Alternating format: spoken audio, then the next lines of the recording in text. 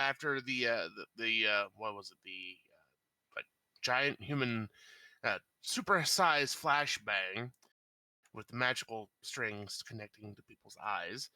And met this little adorable fluff or floof who made us, lunch, and then he said not to go past the chains. So of course we decided we had to go past the chains. But after we explored the rest of the the prison, and then when we did, we met some pillars of salt that would petrify people, and Under's water hose took care of those. And we fought the flu. Oh yeah, and then there's those three suits of magical armor. We defeated one, and then we ran into the other two and the floof. And then, the floof is a mighty magic wielder who was a real pain in the ass. So a whole bunch of people started to die, and actually some people did die, and then we teleported out of there into somebody's kitchen. I forget who, but it was somebody's kitchen. So yeah. All right. I'll touch that up a little bit. You guys fought the flump that was guarding this prison, killed him, and then teleported out because a large number of your party had been slain. You guys It's like two people. Two, yeah. Several party members have been killed. Well, you guys teleported. The most important part was that Mister is down. And you guys teleported into the lunch hall on the Shrine Isle, sending many an acolyte's food across the table and onto the floor. You are greeted with a cacophony of groans and shouts of surprise as the acolytes look at their disturbed meal. Terribly sorry about that. I guess I was not quite as precise as I thought. Here, I can clean that up as I start casting prestidigitation on stuff. Never mind the two dead bodies that are next to me. I'll just keep casting prestidigitation on, like, the spilled porridge.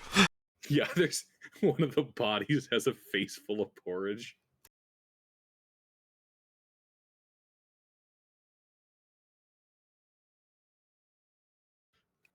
The acolytes who have corpses in their food go and get a different bowl of porridge.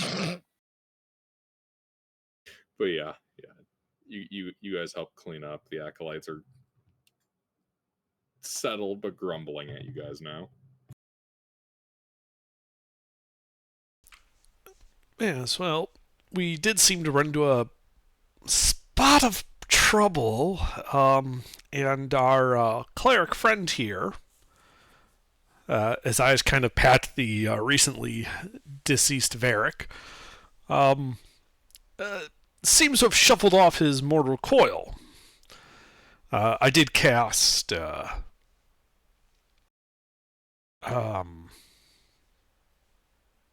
I'm just blanking on it. Gentle Repose.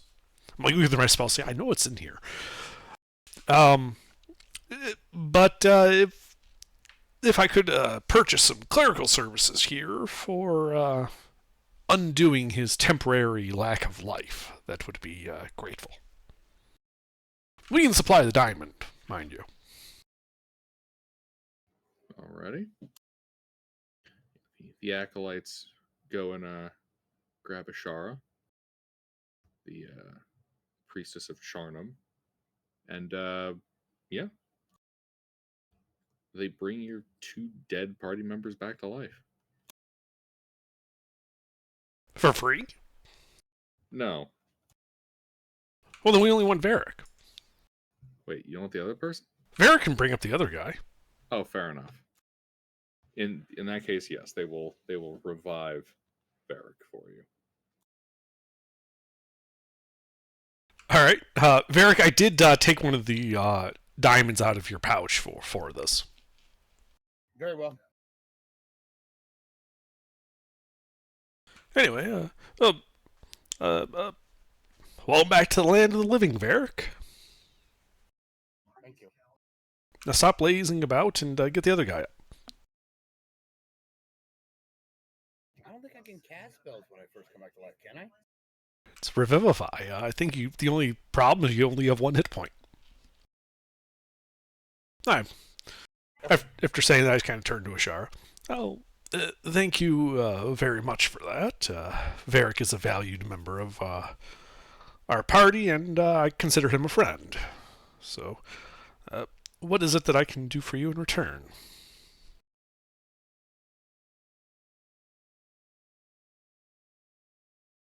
Wait, I'm sorry. Are you talking to me, Under? Oh, I was talking to Ashara. Oh, yes. I didn't actually catch what you said. Well, I thanked her for raising him, and that he is a valued member of our party, and I do consider him a friend, and asked if there was anything I could do for her in return for having just basically walked in here and cast Revivify on him. Yes, actually. In addition to not teleporting into our commissary.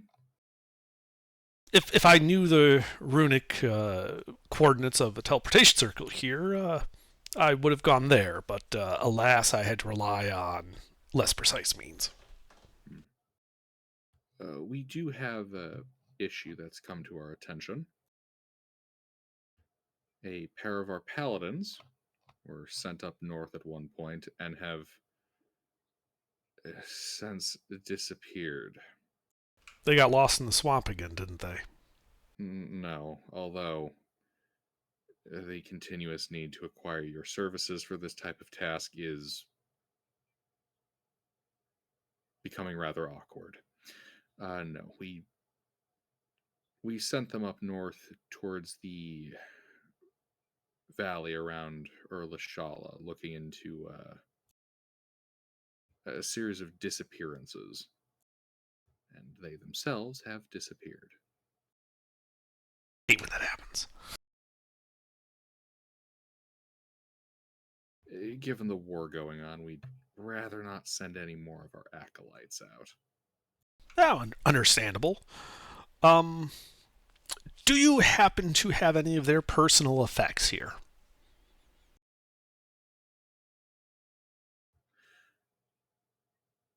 Unfortunately, no. We are rather ascetic here, and they took the belongings that they had with them for their quest. But you do know their names, yes? Yes. Well, that's something. So we can at least begin working on scrying on them.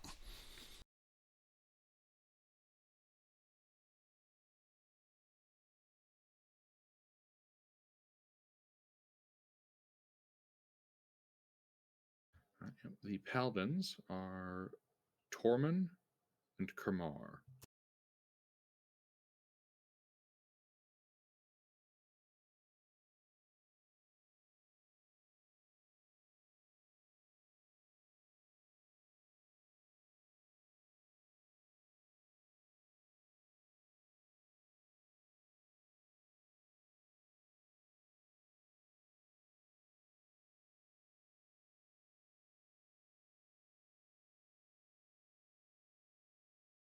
Well, we can certainly start looking for them.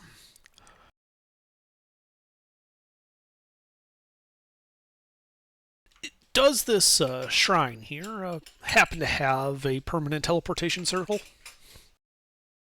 For security reasons, we do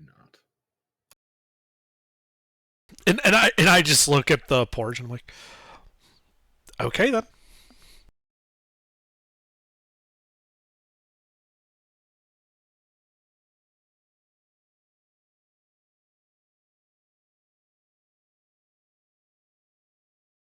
I bring the other guy back to life, Gilbert, by the way. All right. I cast Revivify. All right.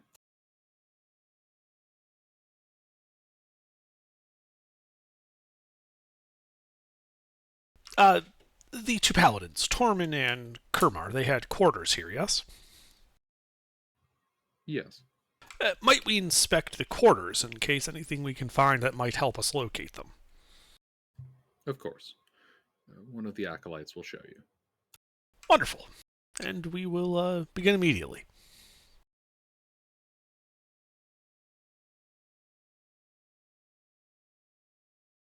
Thank you again for your assistance with Varric.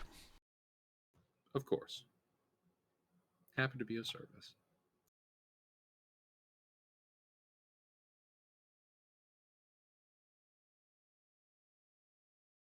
Right, so I assume she fingered a acolyte to have to deal with us? Indeed. Poor, poor man.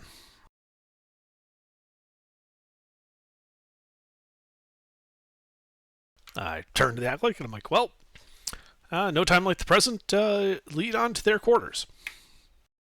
All right. Yep. Acolyte takes you out of the central structure as you follow him around the spiraling rocky outcroppings, hop onto a dinghy, and row about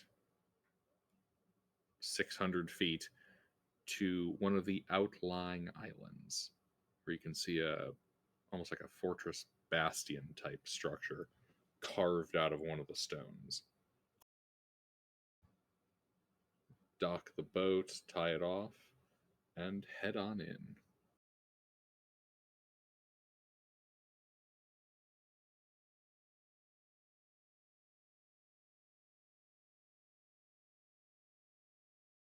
You guys can see the inside is a rather simple, sparsely appointed chamber. Simple cots with the hay strewn about. And you can see a couple more acolytes and what look to be 4 paladins of sorts going about their daily business.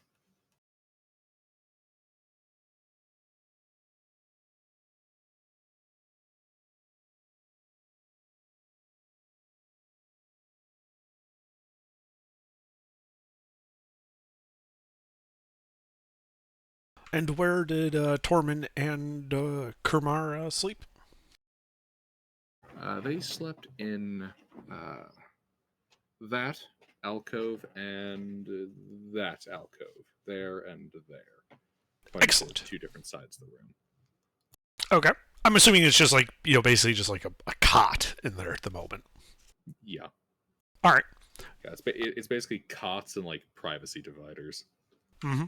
I'd like to take out my magnifying glass and begin looking for bits of hair, like snippings of nails, that type of thing, that they might have left behind. Like in and around the bed. All right. Give me an investigation check.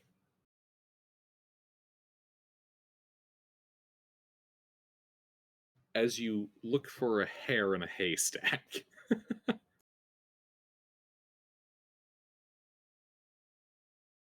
Alright, you go poking around. You are unsuccessful in finding a hair in a haystack. Yeah, well, I mean, shit happens. It also appears to be fresh hay.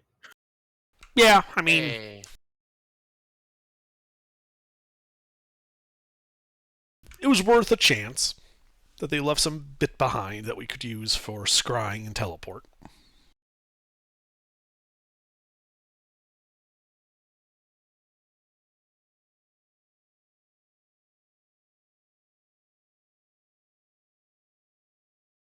I turned to the acolyte after checking this over. It's like, well, that's unfortunately clean.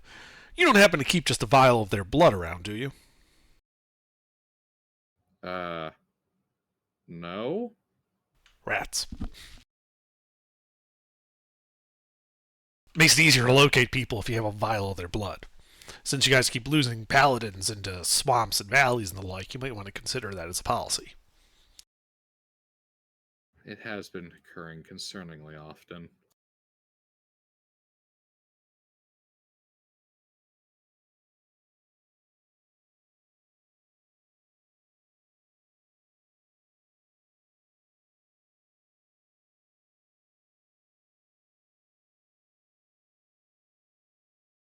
Well, I turned to this party. You guys got any other ideas of things we need to check here before we head out into the field to look for them? Nothing immediately comes to mind. I mean, even without something from them, I can try scrying, but it's not Might I looking like recommend it'll. we rest first before trekking out? Well, what I was thinking was we teleport back to the cart and secure that with our All right, rest. fair enough. Yep. All right. I like that. All right. I turn to the acolyte and I'm like, all right. Well, you've been most helpful. Uh, we will do our best to locate him. You have a good rest of your day, and then I teleport the party away to the cart. All right. You teleport to the cart. You find yourself at the base of the hill fort inside the now deserted and desolate town of Jobbish on the coast of the Bay of Eyes. Hey, let's move away from the ruin a bit. Like, how much daylight is left? 3 hours. Yeah, we should march like 3 hours into the wilderness towards the fortification thing that we were supposed to locate Ruffles' character's brother. And then we'll make camp there.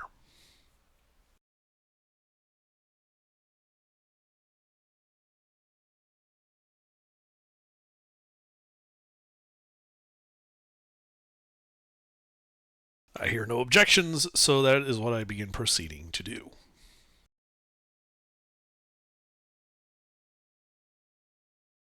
Yeah, I have no objections. Upon reaching our campsite, I shall cast Lehman's Tiny Hut. And we take our usual 5-slotted watch order, with me taking over everything after 4 hours due to my elven needs. You know how they say you see a light when you die? Ain't true. You don't see nothing. We No, that's a lie. I saw my impending doom before I died. I didn't We- see nothing. I thought my can't cut God it would down welcome to me. 2 because I am a drow. Ah, great. What? I'm a drow. I can take one watch, Hunter takes the other. Other Varric is having a crisis of faith. After 4 hours, I'm just up. Like, my long rest is complete after that point.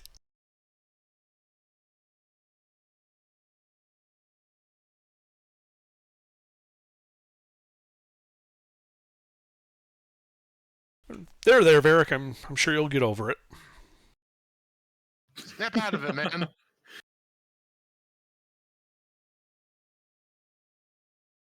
Look at it this way. Maybe your god wasn't there to welcome you because he knew we were about to bring you back.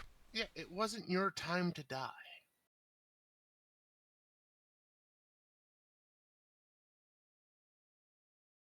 Refused admittance to the afterlife because I don't want to have to deal with welcoming you in and you taking your sandals off and then having to immediately leave. You get one welcoming into the afterlife. You want to make it special for when you're going to stay there. And the 17 times we're going to get resurrected are just going to be disappointing before then.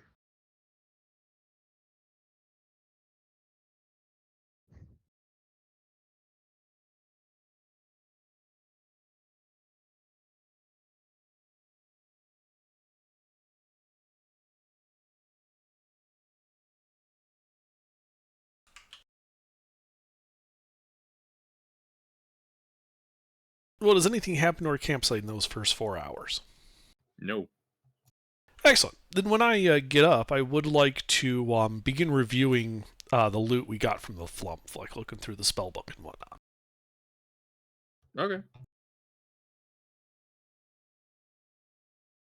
Let's see. Mechanical references. Spellbook flump.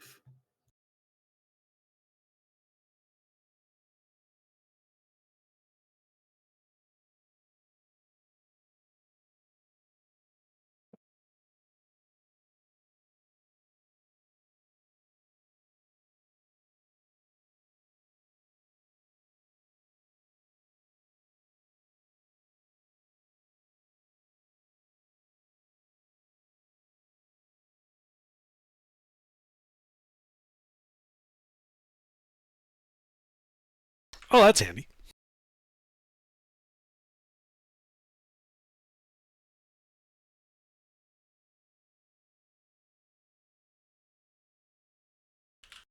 Yeah, those seem some fun abilities right there.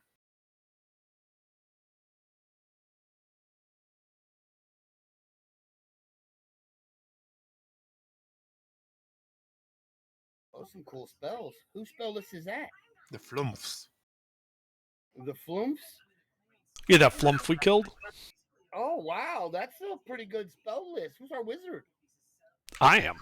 Oh, damn. Oh, God. You are? Okay, that still works. What a vote of confidence. Well, it seems like, yeah, but see, Under never goes directly to violence. He always tries to finagle violence and then violence. You know what I'm saying? Underdark doesn't try to force the world to be 1 minute to midnight. He tries to trick the clock into being to 1 minute from midnight. Yeah, that, yes.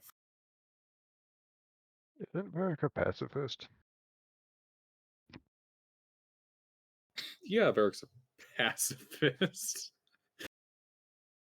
I think we may be rethinking that whole pacifist thing now that he's died. I think Father Varric might be losing his mind now.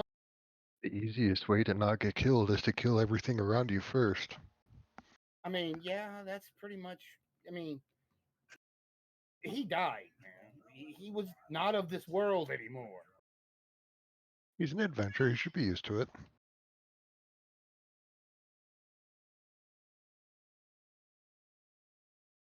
And his afterlife wasn't what he expected. Again, adventurer, he should be used to it. Yeah, he's died before, I think. First time Father Varric has actually died. Now, he's been unconscious, yes, but he has never actually died. Really? There is an important distinction between dead and dying. Well, yeah, I'm aware of that. I just thought he did before. No. Nope, no. He's usually the one that survives and brings everybody else back. Mm-hmm. That's why when he went down, we kind of pulled out the stops. And Well, yeah. But I just could have swore I remembered something else. But well.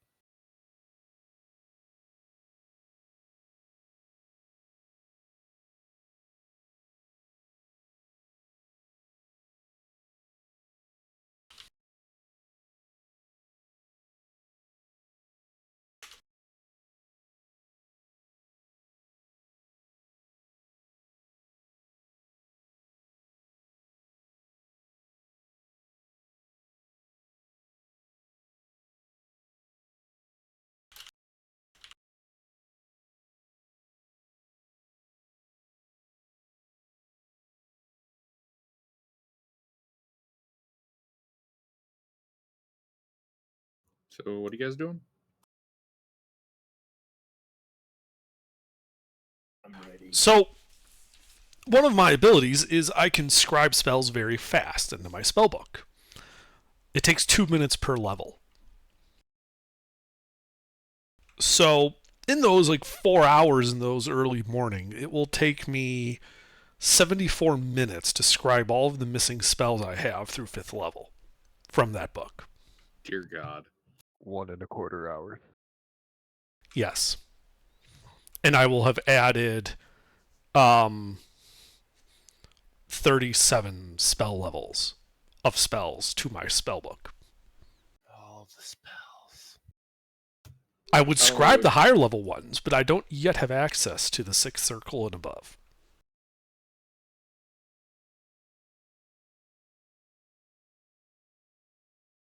The 6th circle. Wow, that actually sounds kind of cool.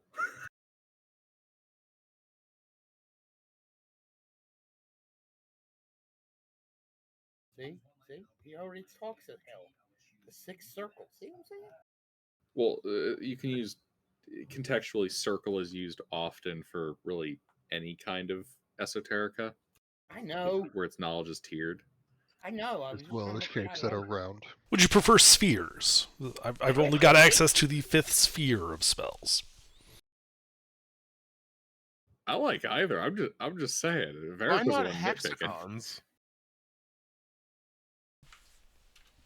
I was just Because we have 9 I was just spheres trying- of spells, not I 6. was just trying to point out that Yeah, it's first- military stuff that gets the hexagrammaton. I was just trying to point out that Under's first way to categorize spells was in circles, like hell is sorted into. So I was trying to make that insinuation. I wasn't sorted into circles, it's sorted into frisbees. There's a lip at the edge. That's true. That's how it keeps everything inside its respective circle. All right, let's focus up. So does anything bother us for the rest of our long rest? Nope. Okay. Let me just add those to my sheet then. Oh, I suppose yeah, that would. Gilbert, I can't believe you're not interrupting our rest with the Eldritch Abomination in the sky. Wait, You there's an guys- Eldritch Abomination in the sky? Yeah, the moon. Oh. Oh, the sun. Both. What are you, a part dwarf? No, I'm a drow. Okay. Are you, like, naked or something? Did all your clothes fall apart when the sun came up? Not a cleric of Elestride, no. The drow fear the sun. They believe it to be some kind of Catan. Oh, everyone knows that's on Mars. What is this Mars? Refocusing. You would understand, you're not a druid. I accept that as completely factual. All right. So, what are you guys doing? You're here in Javish. Well, a little ways out of Javish. Well, should we try looting the rest of the complex, or we're gonna move on to finding those missing people? I think we should move on to finding the missing people. Yeah, works for me. Do we have horses for the cart? We have a Yeah, I think mule. that's me. We have a mule named Dog. Hmm. No dog named Mule yet? No, that'd just be stupid.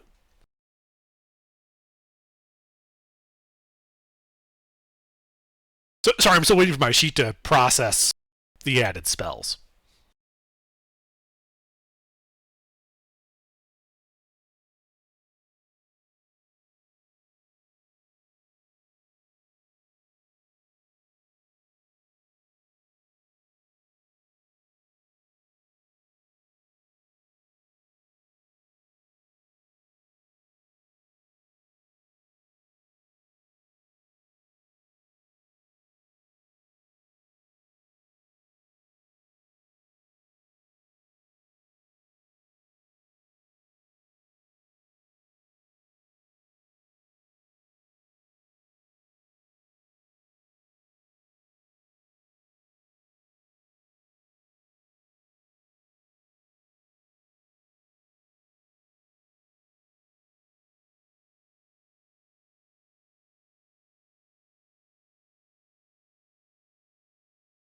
Well, how do you guys want to get there?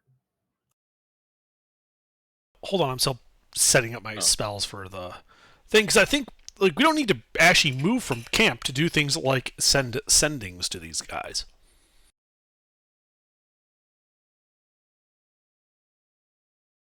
Or to scry on them? Right.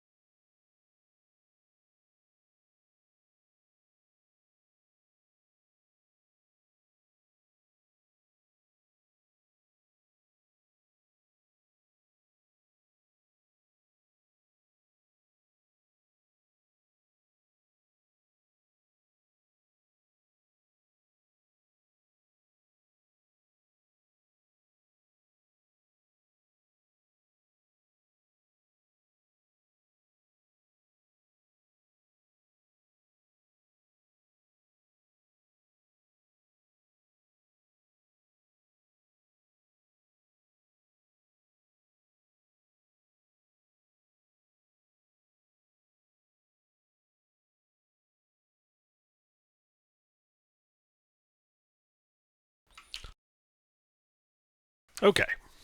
Sorry, just took a bit to select those spells because they get cleared when you add new sheets. Alrighty, so do you guys think we should try sending first, since it's kind of the cheap way? Yeah, that'd be one way to do it. Hey, if it works, it works. And if it doesn't, well, we'll move on to the harder options. Yeah. Alright, so, Gilbert, I'd like to cast, well, first I need to come up with a message. Give me a second. Because we, let's see, need a word count as well on this, so...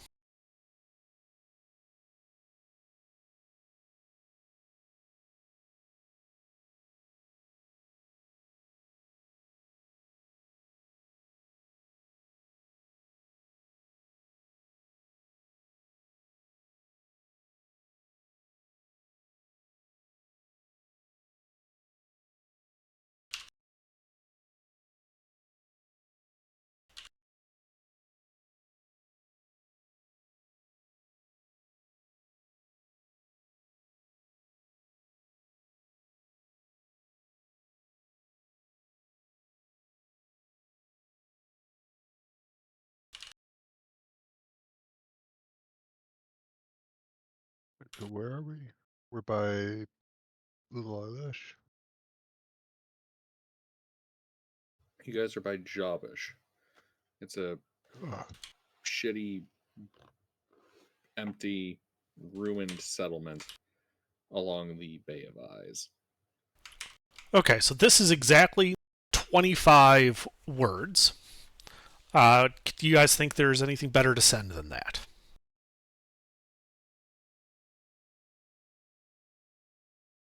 Sending is 25, right? Let me...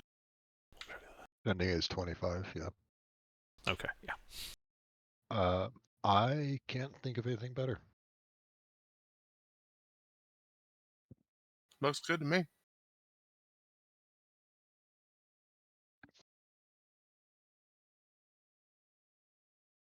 Okay.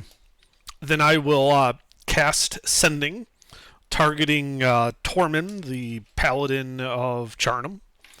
Sending the message as written. Ashara considers Tormund and Kerman missing in action. Have hired us to locate you and return to Shrine. What is your current position and status?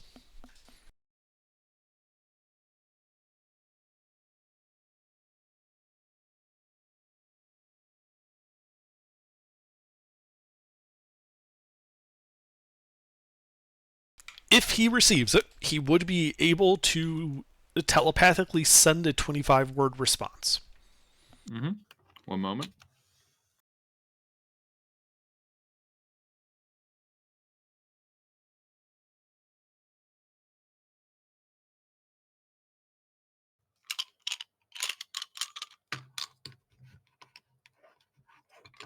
Gilbert dice are for rolling, not for chewing. I was trying to get it out.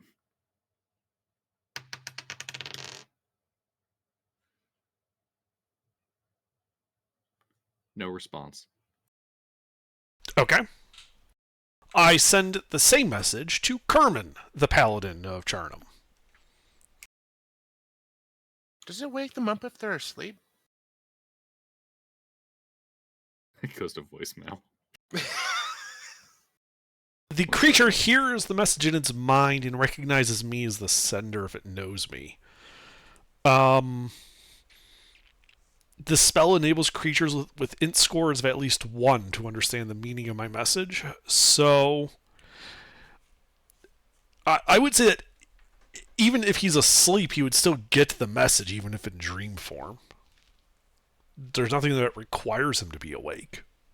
It might be kind of surreal if he thinks it's a dream, but Yeah, I just thinking, like, you know, like, I mean, they could be dead, but like, Being if he's subject to the spell dream when sending comes in. oh boy, All right, 1 second.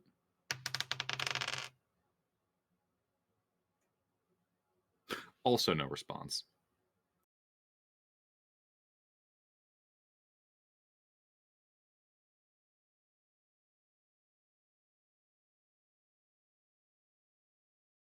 all right. Well, that didn't work. Either they ignored it, or they didn't get it, or they're both dead. Nilise, I think the scrying is on to you now. All right, You're what, a sorcerer? druid. I do also have commune with nature once we get within 3 miles of where we're expecting them, and that is a ritual. All right, I'll cast scrying and we'll look for Ghost Torment today. All right, 1 second.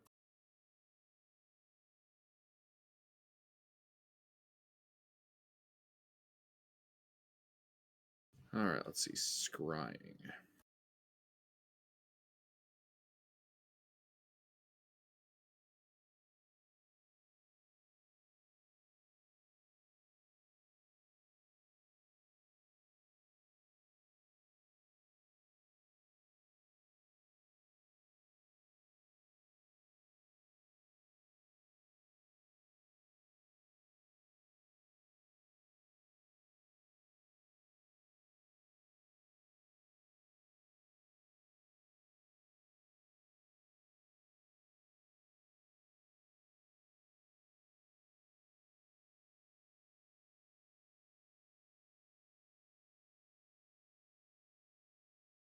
Bear with me. I need to pull out the reference to where they are. I forgot some of the potent abilities you guys had access to. It's okay, Gilbert. I'm only going to cry the rest of the night.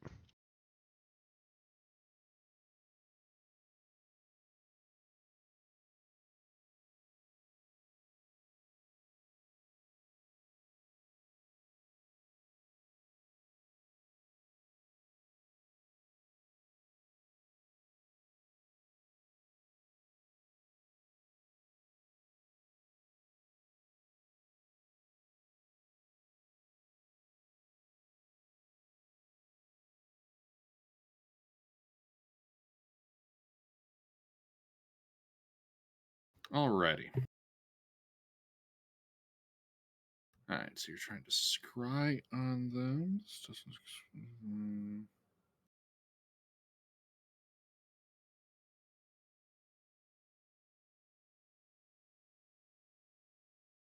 Alright. 1 moment.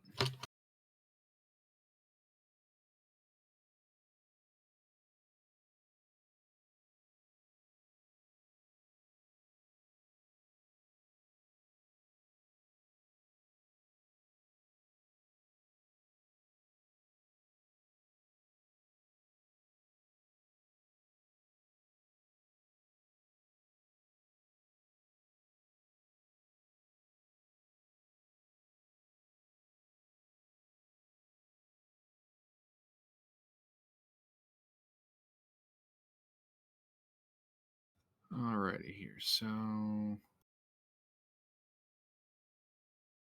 my god. Okay, the scrying attempts to lock on, but does not succeed. Interesting.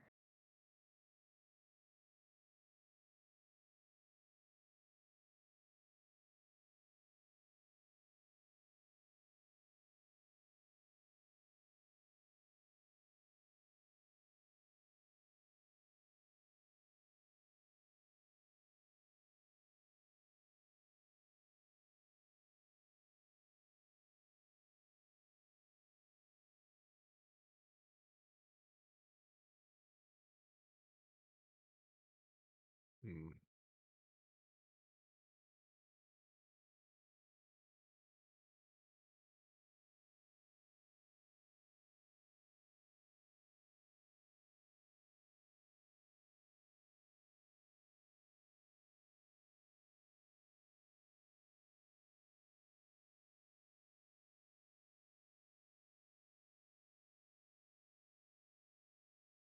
Well, I don't have much else that'll help here.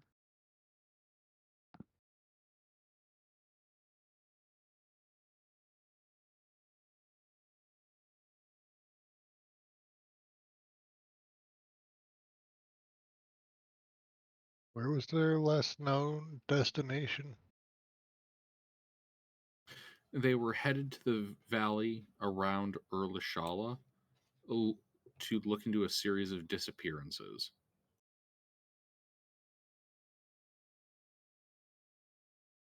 Hmm. I'm sorry, I missed that last. Could you say again, Gilbert? Sleuth wanted to know where they were last seen, and I said they went up toward to the valley around Erlishala because they were tasked with investigating disappearances.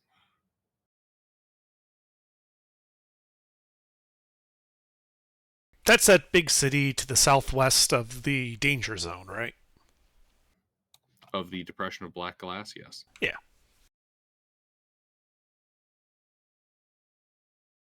Sorry, just the map I have is a bit hard to read for that city name. All right, all good. Well, there's a like ruin city immediately on its edge. That's Mesh's Folly. The actual like proper settlement there is Erlishala.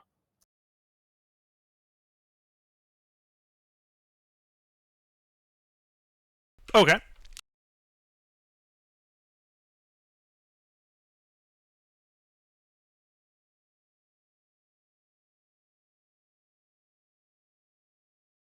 Well, let's see, we're over there. We're in the plains of Sargosh at the moment, right? Or are we north of that? You guys would be like at the very edge of it. The let me grab you the map.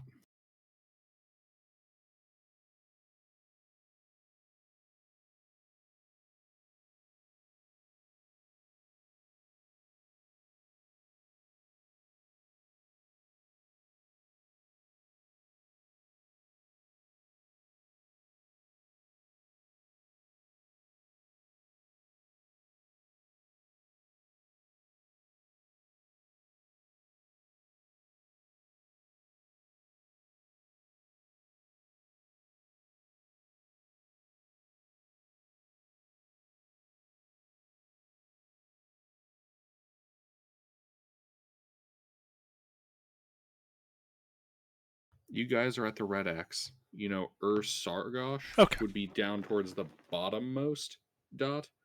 Koresh is towards the bottom right hand corner dot, and Erlishala would be westward towards that westbound dot. Right, heading through that hilly pass.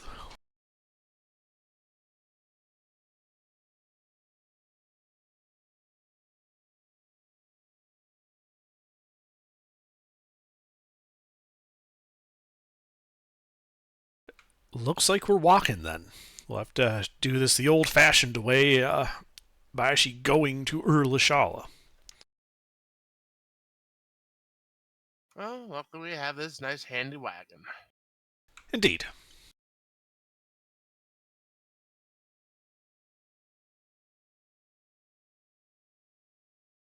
And as we begin traveling, I would do another sending to the captain of our ship that we hired, informing him that it looks like our journey is going to take a bit more time than we thought and to continue with his trading efforts.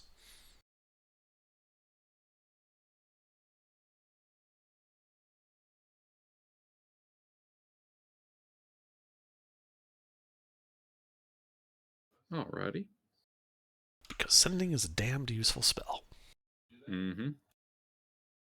And you guys begin walking along these shrubland hills at the foot of the mountains for a whole 2 days before you end up reaching the more rugged hills and begin passing through the pass.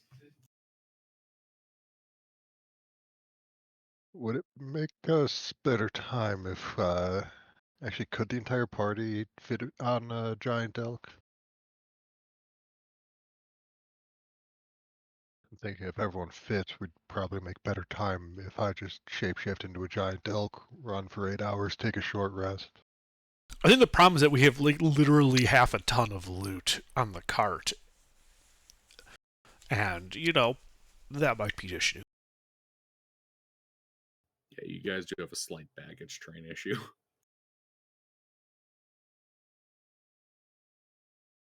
I mean, giant elk has size huge with 19 strength. It's got decent carry capacity. Let's see, normal size person can carry. Yeah, Yeah, looking over so that, I think you'd be able to get reasonably like an extra, probably tile a day. yeah, the carry capacity, a giant elk can carry over half a ton, and it can push, pull, lift over a ton. Yeah, I'll say you guys can get an extra tile out of this, so you're going to 5 tiles instead of 4 tiles. Great. Yeah. Yeah, so we just continue camping in the backcountry, keeping the same wash that we normally do. Still using Lehman's tiny hut. Indeed. When you get to the actual pass itself, and you can kind of see the dead hills to the north and the mountains to the south, you leaning towards a particular side of that pass?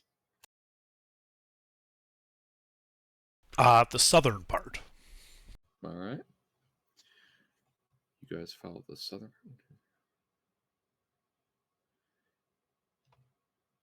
Making it almost out of the pass at the end of the 3rd day.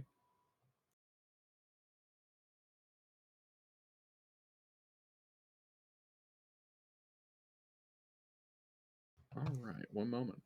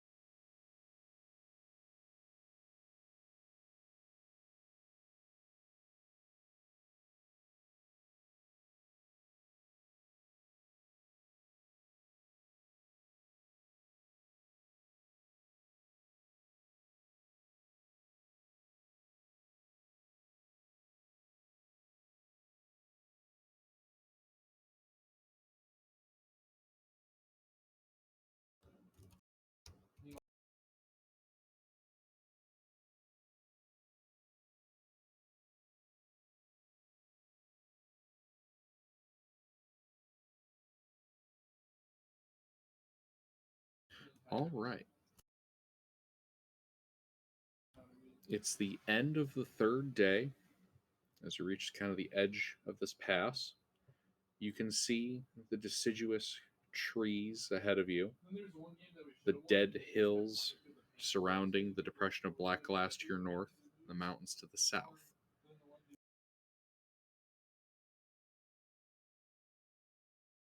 You can also see a gaggle of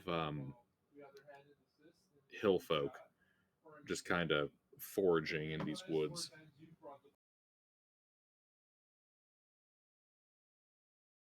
Like humanoid type? Yeah, like humanoids. Like they just live in the hills. Right, but they're not hill giants. No. Okay. I realize, yeah, that was probably not the best word to use on them. There's the is this hill tribe of like people that live in the hills or hill giants? Kind of a distinction. If they're close enough to greet, I would greet them peaceably. We're not invaders or anything. We're just people. We're a party with a cart and a mule and just walking through the area. Cart, a mule, giant elk. Yeah. And as you kind of acknowledge them, a number of them dart into the underbrush of the forest, with a few of the more martially inclined kind of pointing their spears in your direction. How far away are they? Just at the tree line, probably at this point, 100 feet.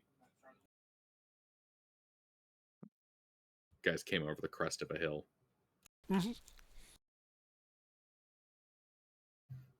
Who are you? I'm Intervin, and this is our party. Who are you?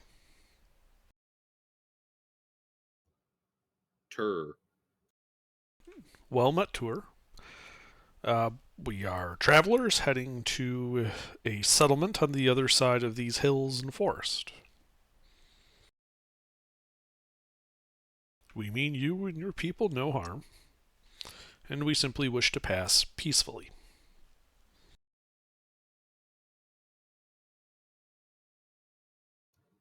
You're free to pass, but it won't be us that'll be the issue.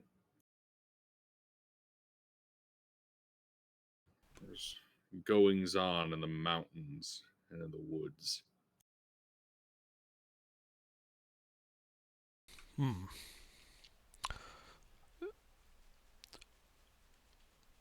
Have you, pray tell, have had contact with some rather knightly-looking folk by the name of Tormund and Kerman, by any chance? Thinks for a moment. I haven't. But our shaman dealt with some mendicant warriors a week past. We're here to deal with whatever's going on in the foothills and the mountains. Indeed, we are friends of a friend of theirs, and they haven't made contact on schedule. And so I was wondering, is it possible for us to talk to your shaman and find out where they might have went?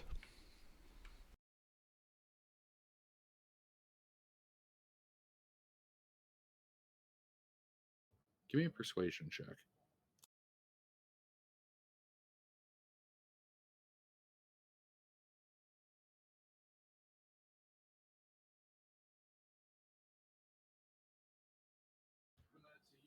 Yes. I'll take you to them. Wonderful. Lead on, my good sir.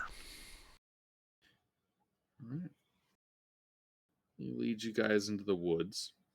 And as the day comes to a close, you guys just get that one extra tile towards the primitive settlement before you have to bunk down to rest.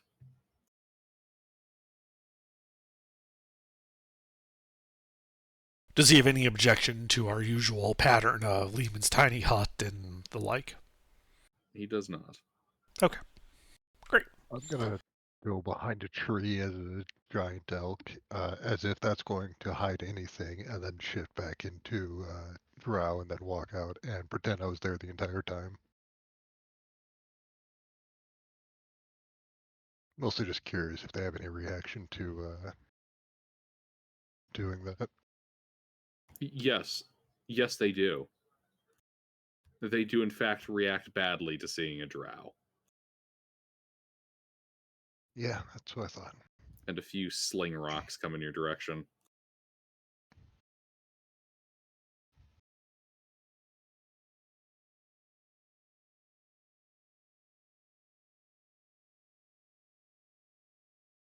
Do any of those hit you? Let me see. Those all hit. Hmm.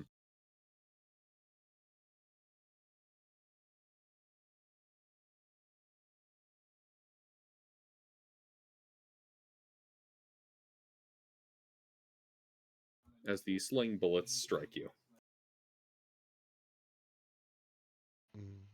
I see. Look out, drow! Oh, for crying out loud. He's with us. He's good. You don't need to attack him. Well, mostly good. He's one of the good ones.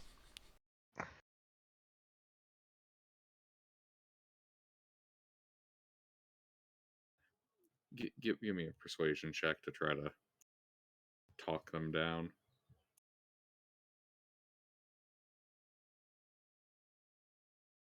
Indeed, you apparently engage in some rather good rhetoric, leaning on the culturally ubiquitous knowledge of not drits,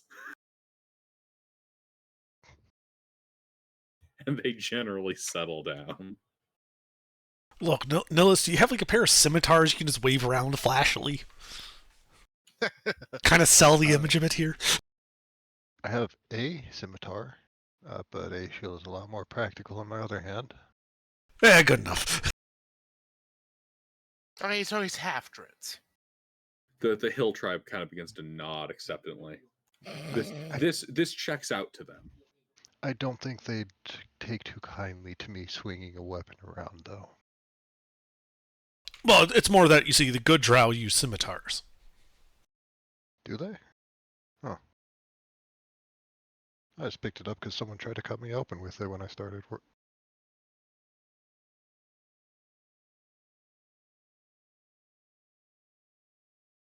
Well, anyway, we assuming there's no more attempts at murdering our party, we take a long rest inside the Lehman's tiny hut. Indeed, there are no further attempts to murder your druid. Remind me to wild shape into a squirrel behind the tree and act like I was always there next time.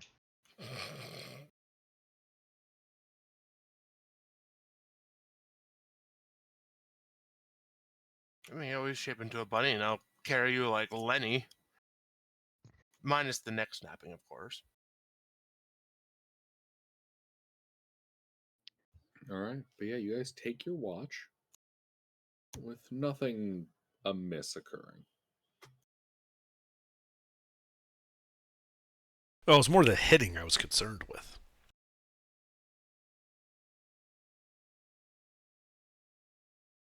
Indeed, nothing terrible happens. All right, excellent. Well, at least here. Probably somewhere, but not here.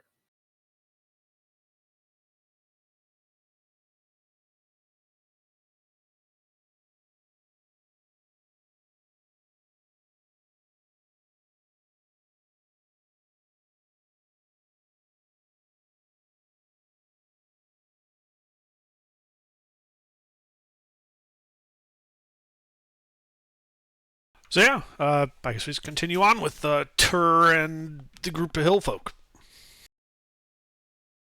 Indeed.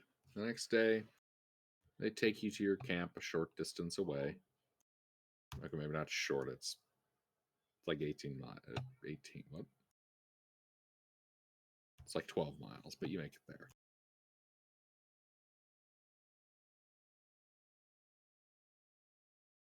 Less than a half day's travel by giant elk cart. Indeed. You can see the you can see their village leader, the tall papa, talking to their local shaman, the leaf master.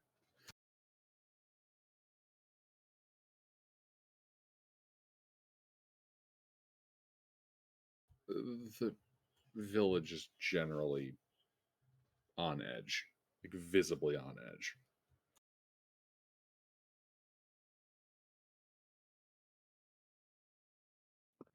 Alright, I will go behind a tree, wild shape out of giant elk, wild shape into a squirrel, and then just climb on Intervid's shoulder.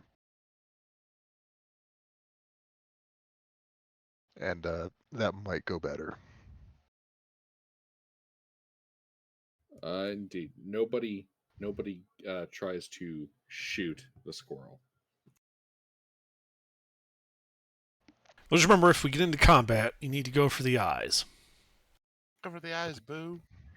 What a devious ruse I've devised.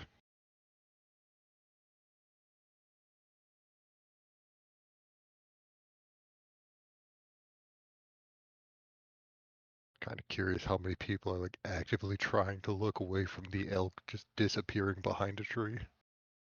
I mean, they're familiar with druids. The leaf master of most of these kind of really rural settlements are usually druids. Oh fuck, they're hippies. You didn't get that from hill folk? they're not so much hippies so much as they are like the hill tribes that aren't like incorporated into Ur's kingdom. Yeah, Even worse, hippies. they're off the grid hippies. This is their commune. Communist hippies. Commune? No, they don't share shit. These guys are devious merchants. Ah, capitalistic commune. Got it. Ah, much better. Commune with markets. Now I'm just imagining somebody like praying to commune with some deity they call the markets. It's very weird. Artie's druid communes with nature. This commune's druid communes with capitalism. Ah, yes, the giant. So it's either going to be that or like a dragon. Enough for all the gold. The rules of hunter gathering. What was it?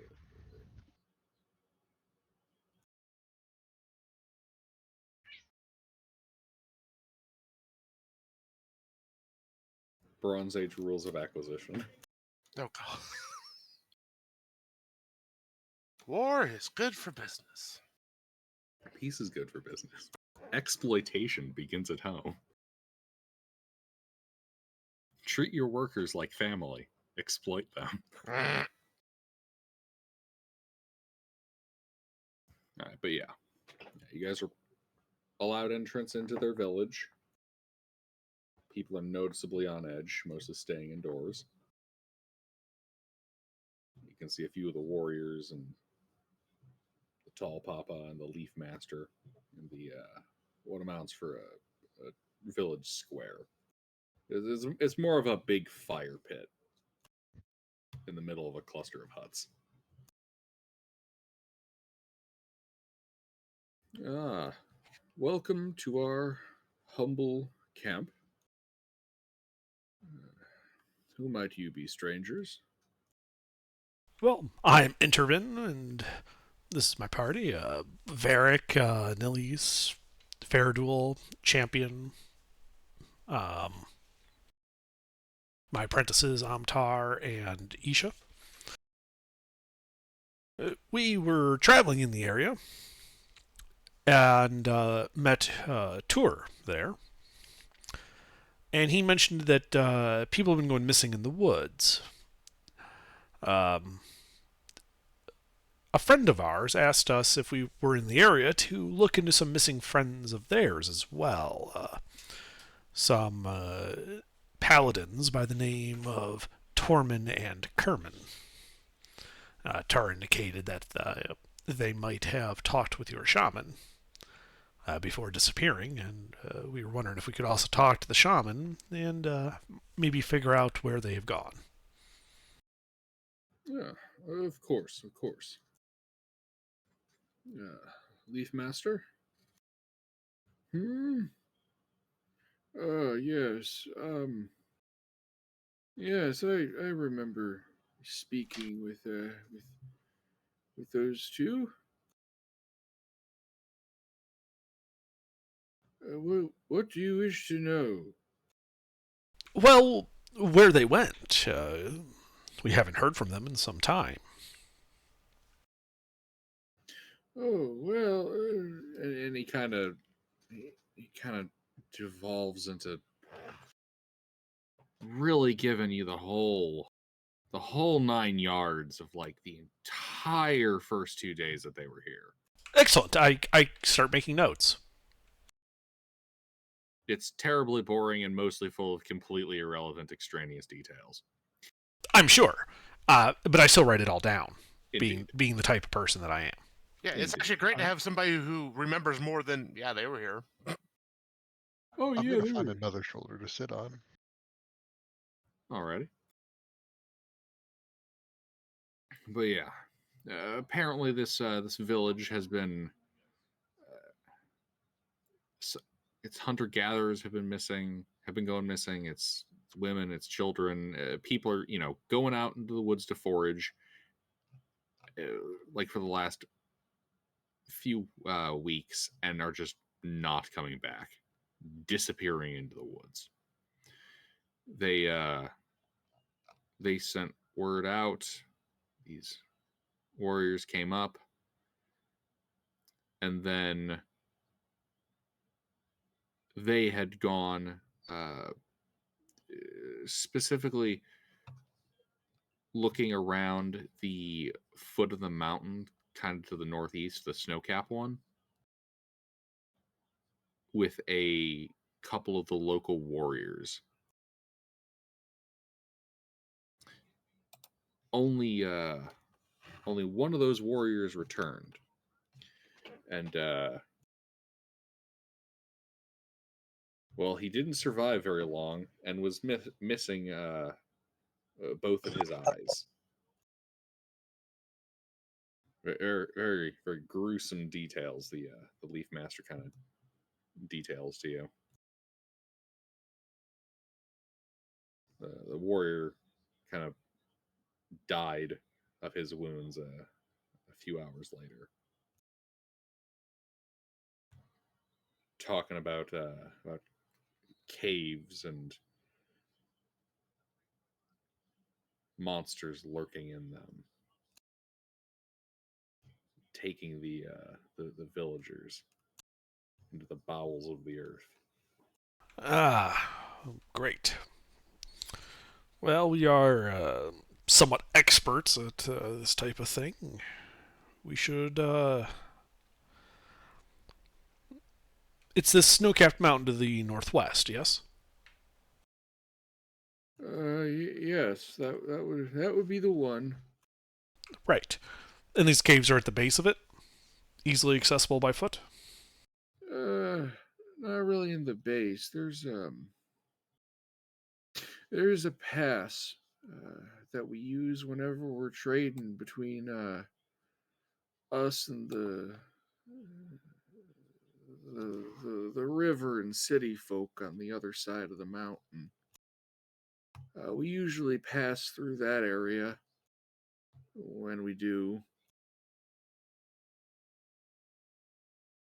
It's the Whistling Caves.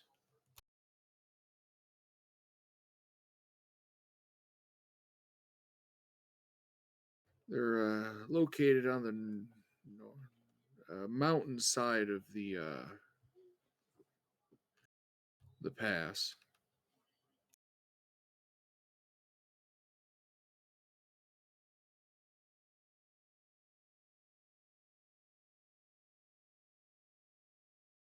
I see. We should make our way there then to see what can be seen.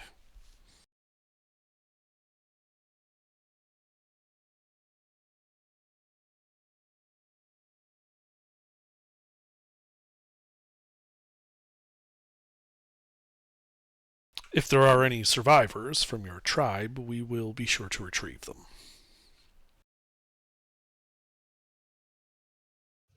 That would be much appreciated. So far, we've lost a score of our villagers.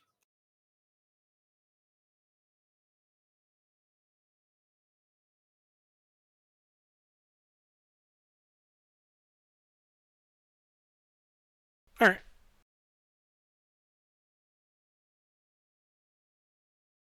Well, thank you for your recollections, but we should be on our way then. Time is of the essence with this type of thing. Good luck. May the gods give you favor. Thanks. Yes, indeed. And then we leave, heading for that mountain. Alrighty.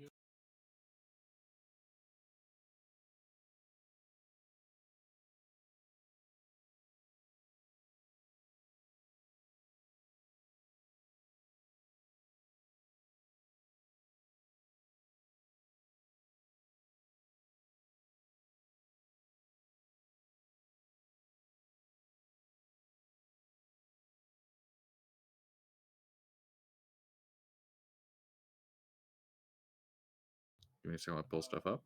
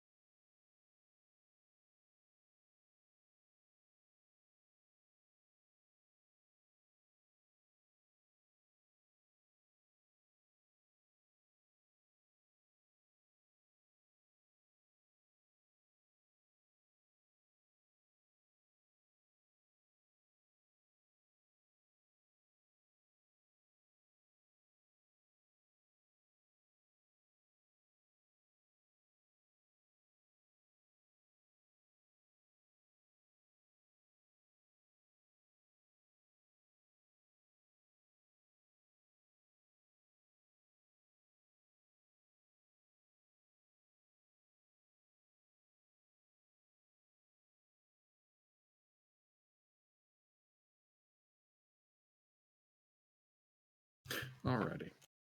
There we go. You guys are taking off immediately? Unless I the think villagers have that- more to add. Yes. Not really. Alright.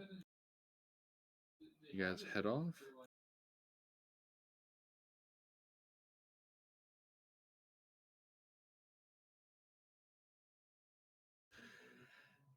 And towards the end of your adventuring days, you kind of travel through the hilly forests, following the trails that they told you about. You make it between the mountain ranges, the pass ahead of you. And as the wind kind of blows through, you can hear the kind of noise pattering around, whistling and whooping, screaming as it moves through. It is a rather disconcerting series of caves.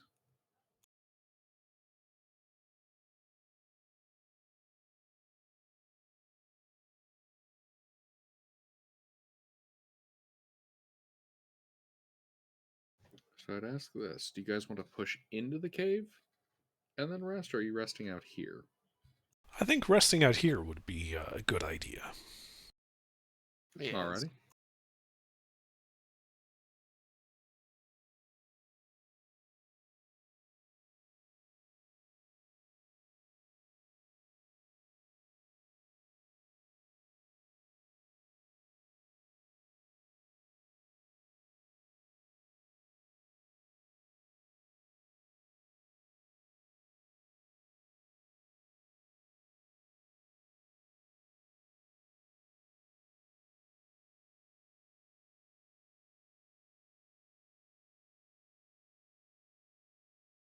You guys have a watch order? The usual watch order, I would assume. Mm-hmm. What is that? I believe it's like Fairduel on the first watch, Nillis on the second. Oh wait, no, not Nillis on the second. Faye on the second, and then me and Nillis on the other three. Yeah, and be like me and the champion on first. Yeah.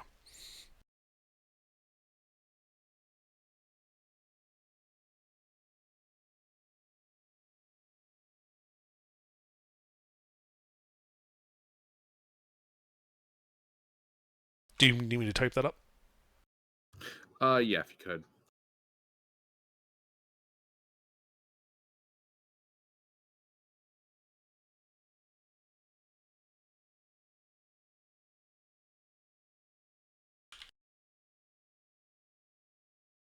The dot dot dot just indicates that third, fourth, and fifth watches are both Interven and Nillis.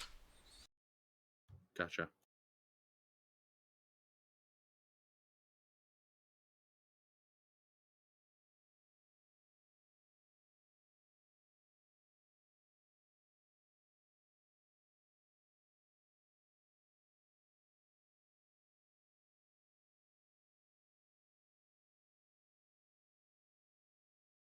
Alrighty.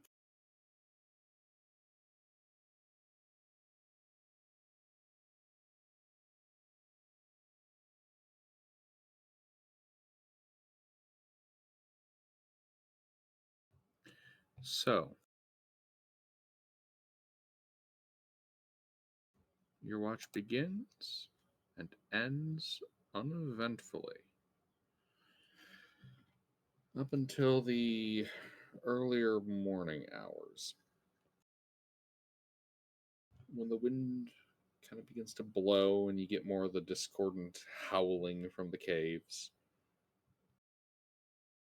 sounding like human voices. And Intervin and Nillis, What's up? you two can see at the edge of your dark vision something move in one of the caves. Okay. You want me to send a novel in? Yeah, why don't you? Alright. I will cast, where the fuck was it? Find familiar. Get an owl and send it in to check out what's moving in the cave. And do owls have dark vision? I believe they have 120 feet of dark vision. I will double check that though.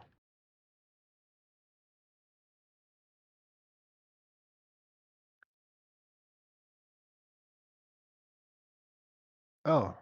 Oh yeah, they do. Dark vision 120 feet, passive perception 13, advantage on perception for hearing and sight. All right. So, owl flies in towards the cave. Is it being sneaky? As sneaky as it can be while it's flying. All right. Give me a stealth check.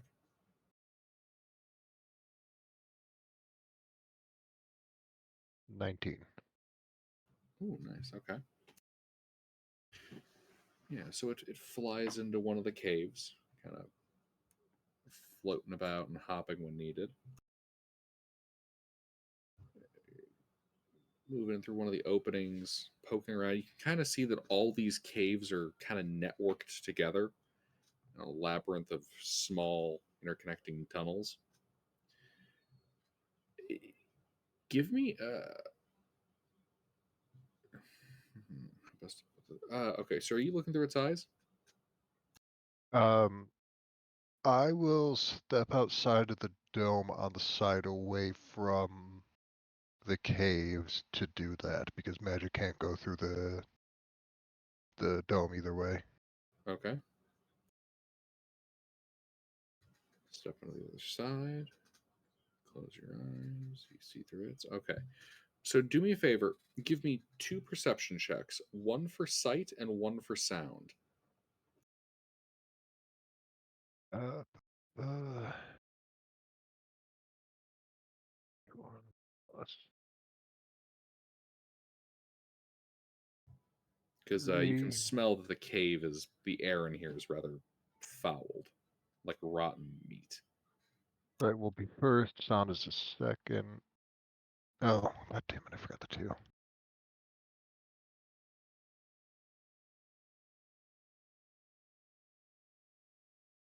Sorry, it's 14. Sound is 21.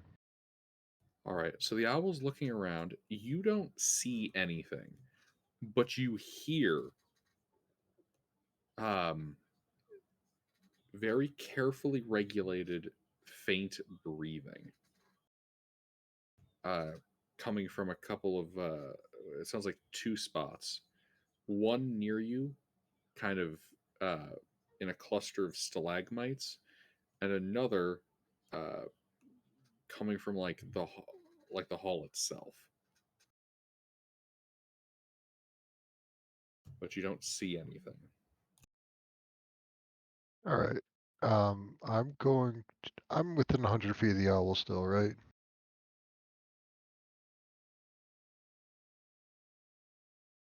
Yes. All right. I'm going to telepathically have the owl follow the sound of them if they start moving.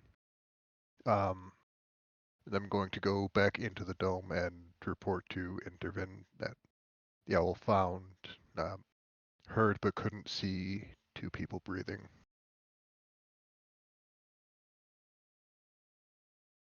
Okay. Well, if there's anybody in there, they might have been scoping us out. It's fine. We can wait till everyone's rested before we head in carefully. Yeah.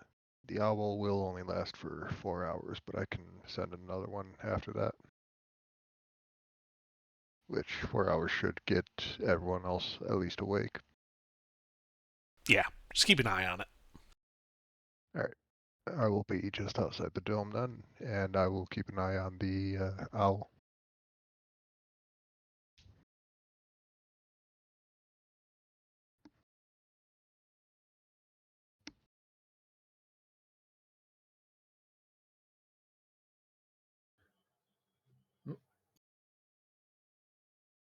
I'm sorry, run that by me again. I'm going to be just outside the dome looking through the owl's eyes to make sure that neither of the people the owl can hear is moving or trying anything shifty. Alrighty. Do me a favor. Give me 2 more of those perception checks. –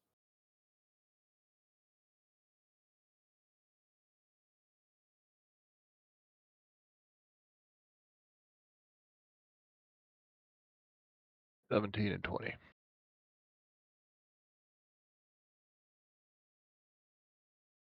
Ah. Alrighty. So the one, well, I should say the noise by the stalagmites is staying consistent. However, your owl does spot a moving shape that was coming from the hall itself. You can see this black and white looking, hunched over, ugly looking humanoid creature kind of pull itself out of the wall. I shouldn't say out of the wall, but like it's no longer kind of cramming itself into nooks and crannies. And kind of you hear the sound of stone on stone as it pulls out a stone axe and begins trying to creep over to the owl.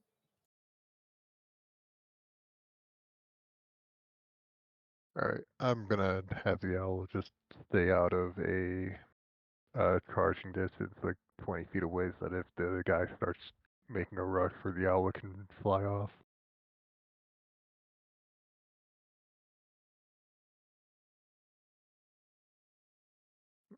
Yeah, you can see from its motions, it's definitely going to try to get that owl. Yeah. How tall is this cave? Can the owl just like fly up around the ceiling? Or The cave is not that big. At its widest, it's barely 10 feet. alright. I'll just have the owl stay out of reach as it's able to, and let Intervin know about the hunchback ugly thing. I can try communing with nature. I don't know how well it works from outside into a cave, but it should be able to tell us even at this distance if it's a celestial, fey, fiend, elemental, undead. Might have to cast it twice. I can only ask 3 questions.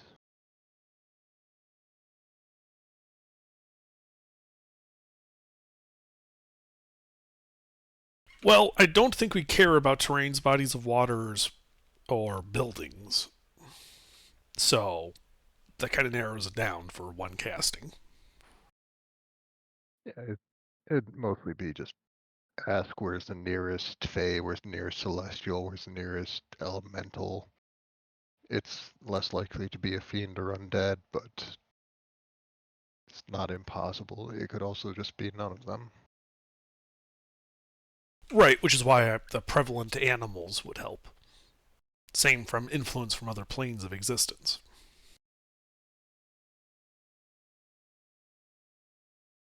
Okay, hold on. What spell is this? Commune with nature. Commune with, yeah. All right.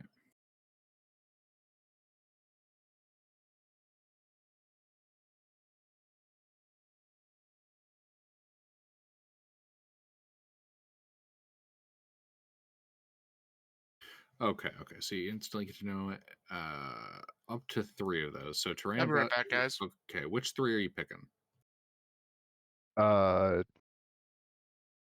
Celestials, Fae, Elementals. No, you get to pick that whole Yeah. bullet point. Oh, Yeah, you get to pick 3 bullet points. okay. Terrain bodies of water won't be relevant too much. Prevalent plants, probably fungus.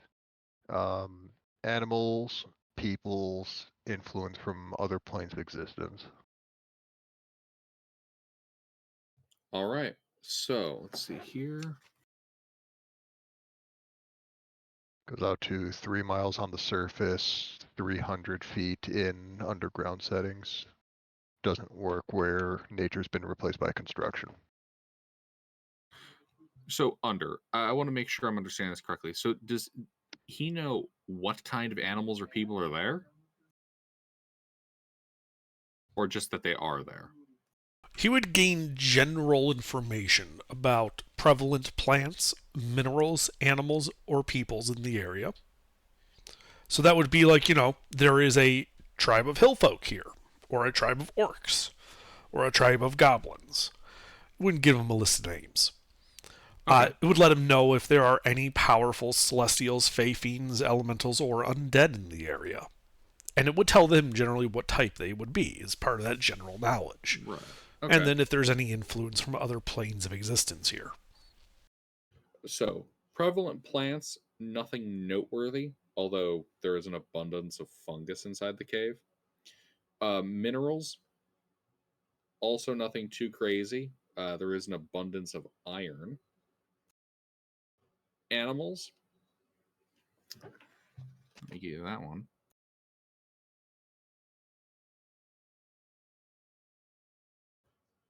Horak. There are Horak in these caves. Right. And then, okay, you know what? That's not technically an animal, but fuck it. I say it qualifies. Beasts are close, and sorry, not beasts. Monstrosities are close enough that I'll say that qualifies. And there are drow and morlocks or grimlocks in this area.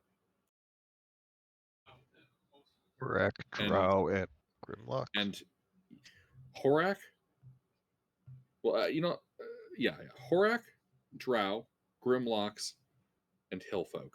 Well, humans. And human. Alright.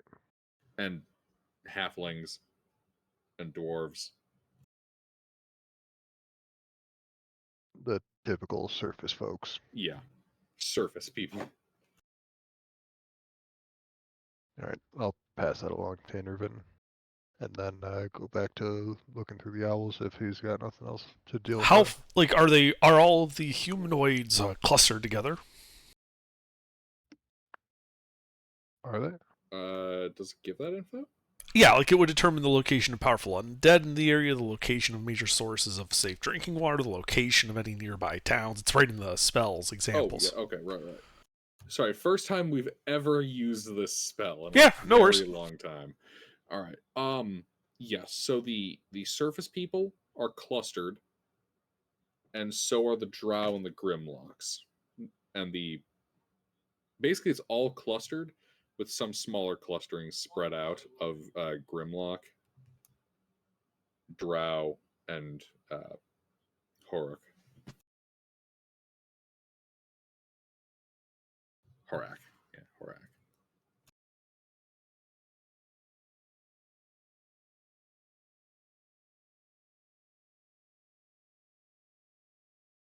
All right. Well, that's useful. Yeah, that's useful. The real question is, what do you know about those things?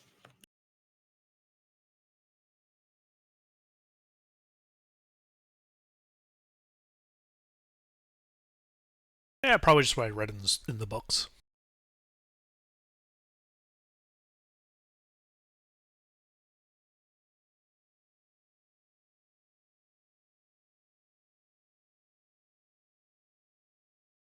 Okay.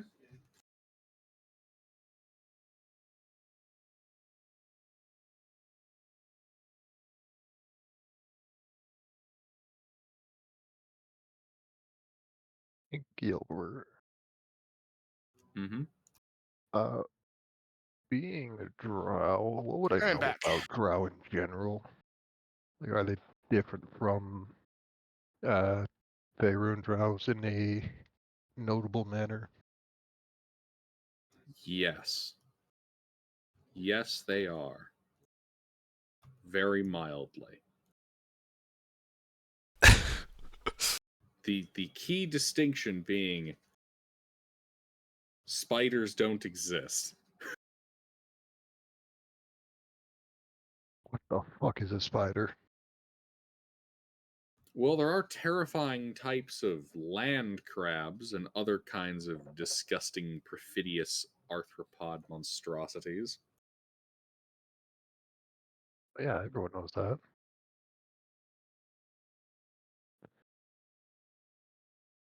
All right, I'll fill a party in on tendencies of drow because I'd assume that's not super common knowledge. They also worship a foul goddess that's shaped like a crab, except more disgusting and blasphemous in its proportions and design. Well, Purely a creature of myth, though. of course, they're drow. What can you expect?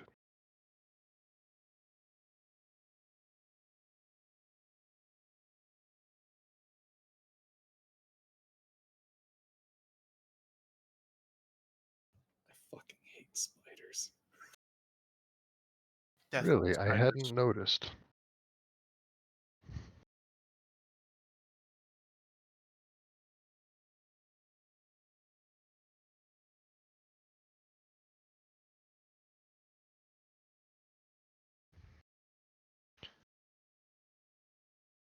All right, so these things at the cave entrance are these be Horax or Grimlocks? I don't remember which is which. Well, I'll accept a history or a nature check. Hmm. Nature, the thing that's based off of intelligence. Yes, the druid is good with those.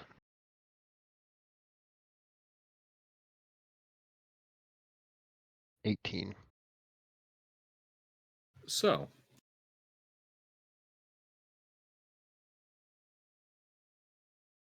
you know that Grimlocks are blind, cave dwelling humanoids with rough gray skin, their eyes having long since become vestigial, and in some cases, like their eyelids have actually like sealed shut, like there's physically no eye in their skull. They're vicious, bloodthirsty, and cannibalistic, possessed of barely rudimentary intelligence. Mm. However, with that though, a Horak, let me get you an image. Because you know that these are a man-sized insect, almost like a particularly vicious locust or grasshopper. You know that they are bloodthirsty killing machines, lightning fast due to their potent hind limbs, have a terrifying and deafening screech, and are known to have a particular penchant for consuming the eyes of their victims. Icky. And you know, they look like this.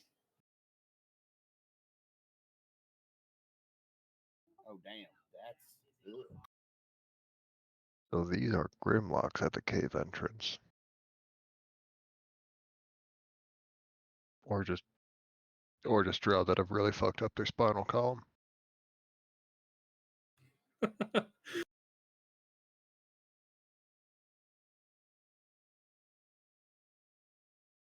Alright.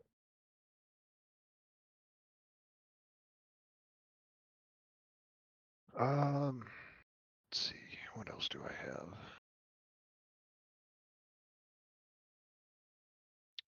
Oh, I just thought of it, but we could have been scrying on the knights on our way here. Oh well, too late.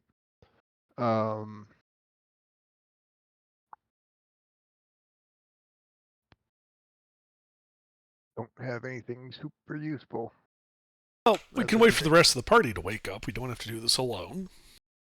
Yeah, but No, charge in alone. Split the party.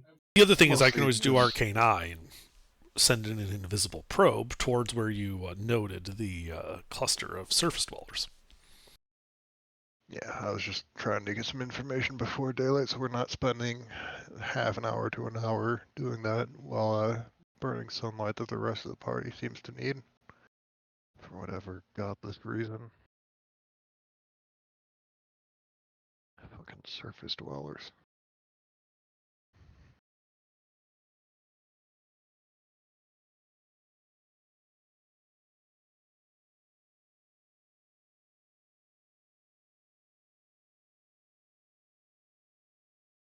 Oh, right. With an 18, you know that the Drow are an evil race of subterranean elves, except for the few that are chaotic neutral.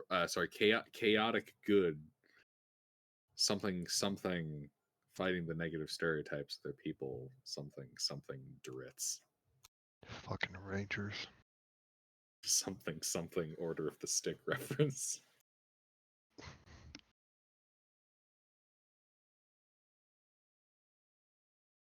Alright, well, I got nothing else, so I'll just settle in and watch the Grimlocks from the owl and wait for the rest of the party to wake up.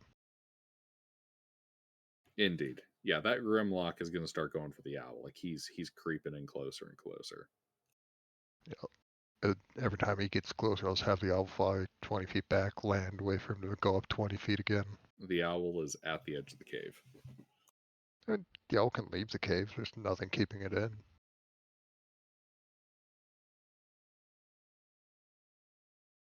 And at some point, I'm just gonna have it look for a tree to perch in away from the tiny hut. As the Grimlock reaches the edge of the cave, it stops and slinks back in.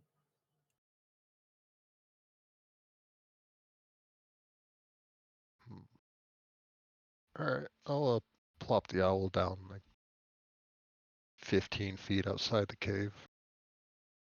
Just have it look inside, see if it can still see the Grimlocks. Give me a perception check. With sight.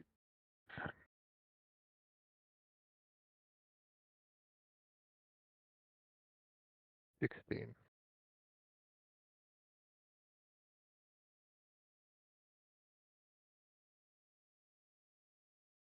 You don't see it or hear it. Alright, But yeah. I'll get Process. the owl there then.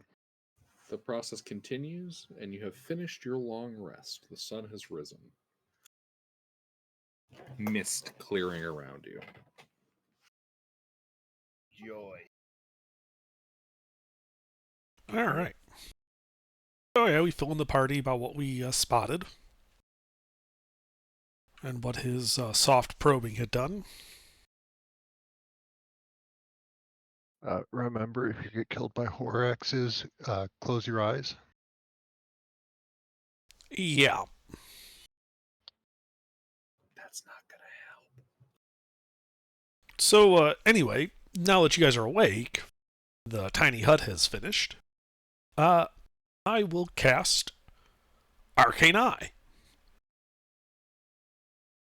and send it into the tunnel that was closest to where he noted the group of surface dwellers.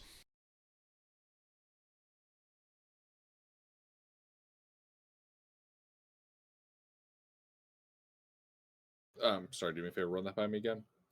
I'm casting Arcane Eye Right. and sending it into the cave that Nillis noted was the closest to the group of surface dwellers. Gotcha. The eye floats into the cave, invisible and seeing. Slips through tunnel after tunnel. Do me a favor, give me 3 survival checks.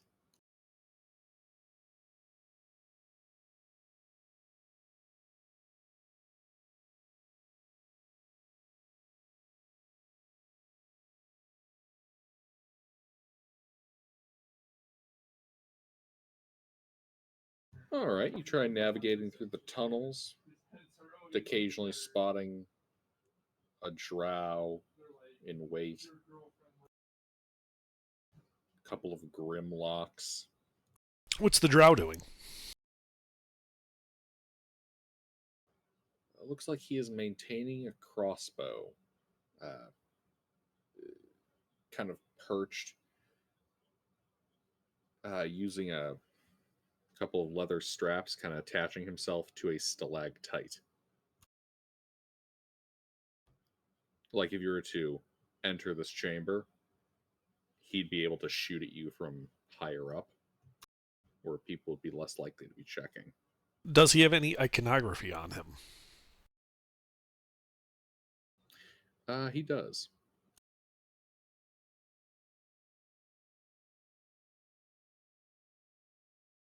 It depicts a horrid insect shape, except its limbs are replaced by chains. Am I familiar with this iconography?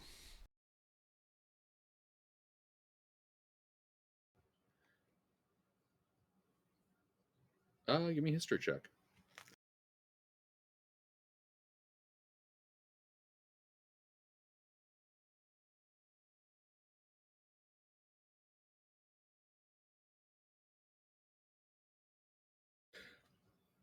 You know the name of the house, but not much about them. House Derishel.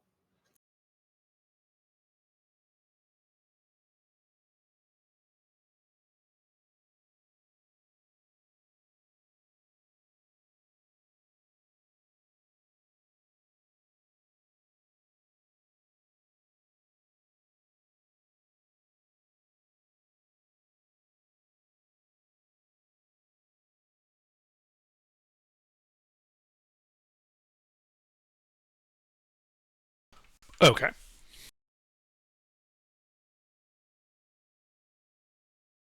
Like, how big are these caves? Are these narrow passages? Are these large passages? These are, well, they alternate.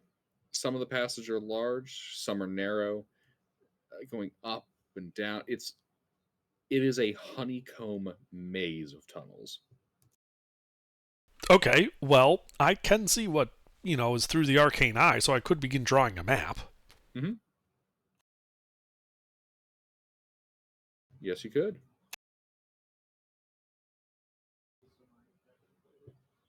So let's see. Do me a favor and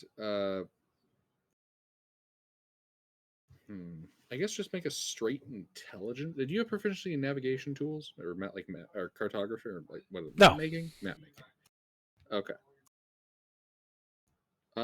In that case, just give me a straight intelligence check. All right, yeah.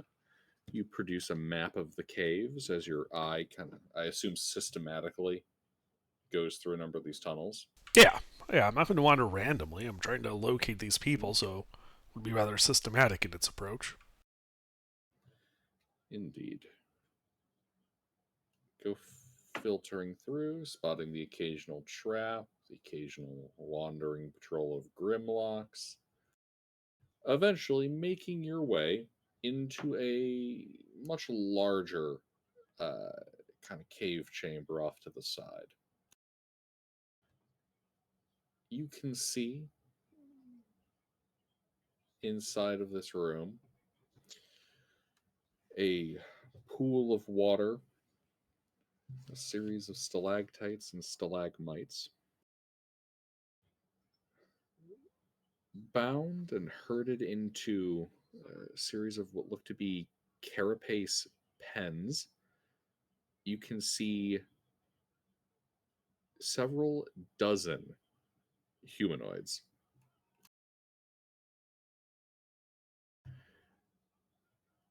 Surface dwellers. In addition to them, you can see a rather imperious, almost aristocrat looking drow woman and about a dozen warriors.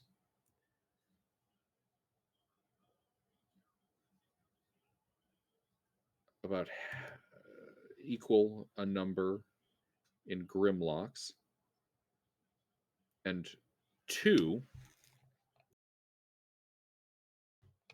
of the Horak are currently kind of patrolling around the room, kind of skittering along the walls.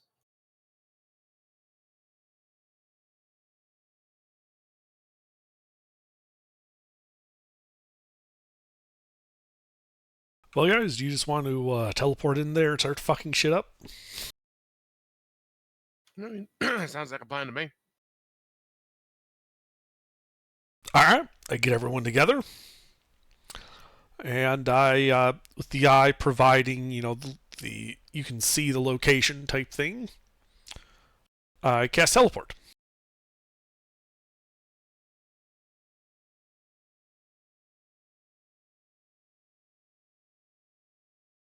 All right. You guys teleport in with a thump of air, a pop as you guys burst into existence in, just the middle of the room.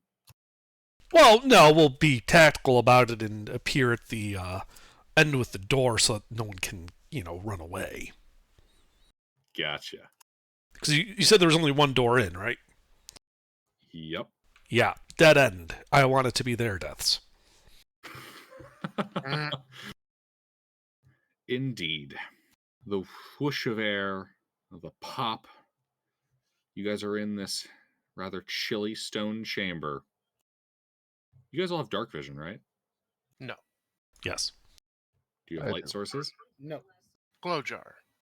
Yeah, presumably they would have readied themselves when I said we're going in. Alrighty. And it is time to roll an ish. Okay. I mean, just as the pre-battle quip, it'd be like, well, I guess we took a wrong turn in Albuquerque.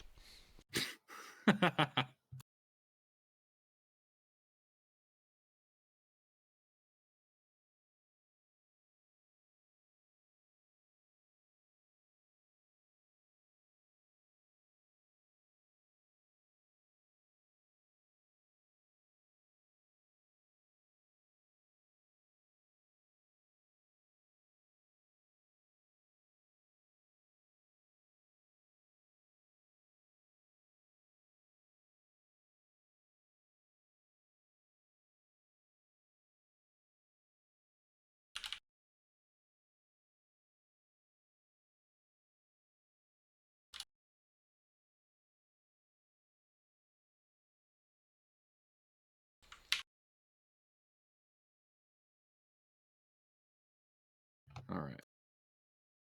Bear with me. I'm getting all my schmucks together. You didn't think we could just go right in, did you?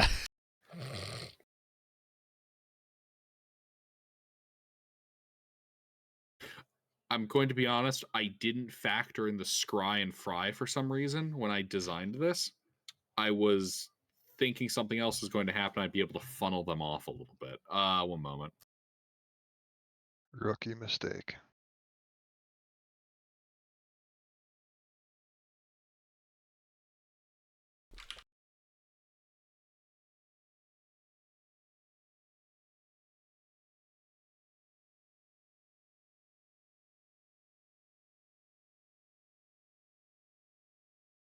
Is that it just two?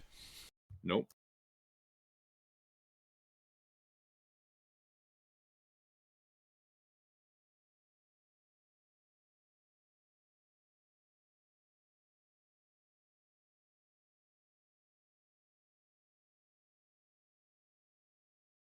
Well, then just let me know when you're done. There we go. Basically, rather than rolling for like individual stats per se, I'm just rolling for like the pods. It's easier for me to run that way. Uh-huh. You know, the Grimlock pod, the Drow Warrior pod, the Caster pod, that type of thing. God, I love pods. All right. Fucking triggers the entire XCOM map. I'm like an eccentric billionaire with a new invention, Gilbert. Alrighty. Nihilus. Oh, I should Um, clarify. The enemy is also surprised. They were, in fact, not expecting this. Nobody expects the deep Wonderful. strike. With my knowledge of drought culture, rank, decorum, and all that other bullshit that nobody really cares about, can I pick out the like 3 most potent spellcasters? Well, yeah. See, there's that female drow kind of standing on top of a plinth of stone above everybody else, gesticulating with her rod at everybody, barking orders, in general being a massive asshole. Really nice looking armor. You think she might be the most in charge. And by the cut of her jib, some kind of spellcaster. Probably a cleric. Any other 2 high priority targets in the room, or just the rest are kind of schmucks? Well, the rest of them, I should say there look to be 4 like highly proficient skilled warriors based on their armor and accoutrement, well decorated, all that, and then 8 more just kind of schmucks. Particularly potent looking Grimlock, and then some more Grimlocks. Then there's 2 Horak, about 40 feet away. They're not humanoid, so that won't help. So I will pick the cleric and 2 of the potent fighter people for a upcast hold person. Oh! Oh my, getting spicy. Wisdom? Wisdom saves.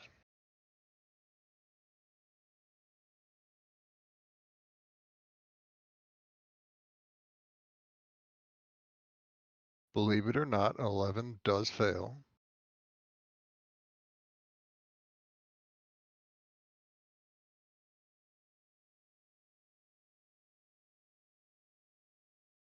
Twenty passes, 1 also fails. All right.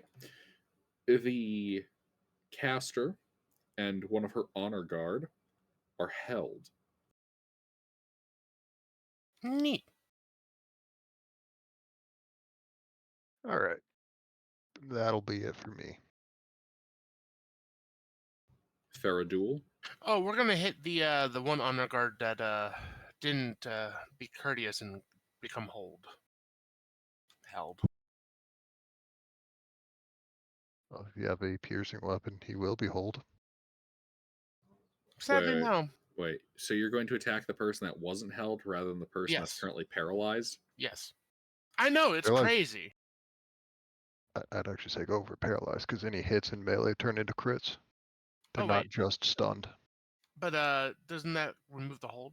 No. No. No, it doesn't. You're thinking of It's Tasha not City's stunned. Laughter. I just wanted to make sure. All right. Yeah, no, Tasha City's Laughter is a first level spell. Hold person, I think, is a second or third. Yeah, second. I upcast it to 4th to hit 3 people, and 2 of them failed to save. Well, then shouldn't I just hit the drow woman in charge? Yes. If you can reach Yeah. her, yes. How far away is she? 40 feet. I can get to her. She's gonna meet the hammer. Hopefully. But not the sickle. They should be at advantage Oh, all right. because she's paralyzed.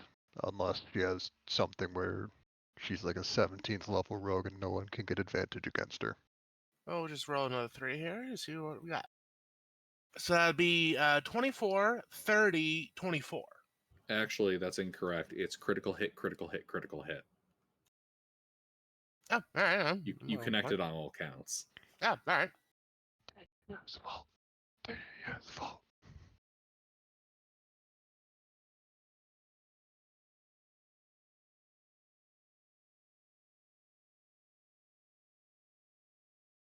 Nice. Nice.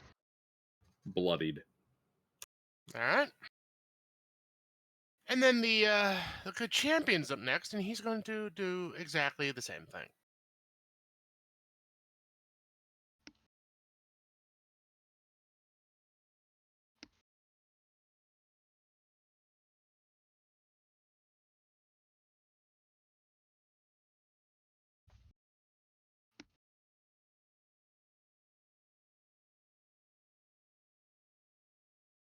And that's 3 critical hits as well.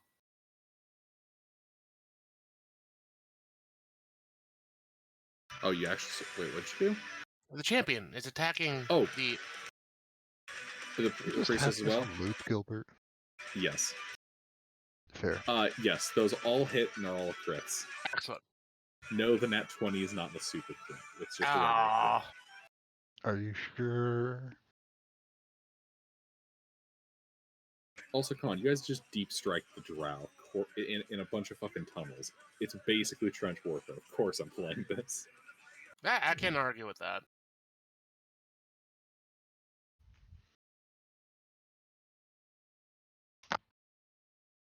That's 73 slashing non-magical.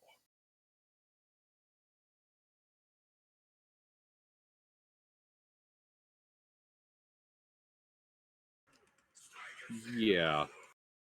She's dead. In but a few seconds, the drow leadership has been utterly and literally decapitated. Faradul and the champion right there.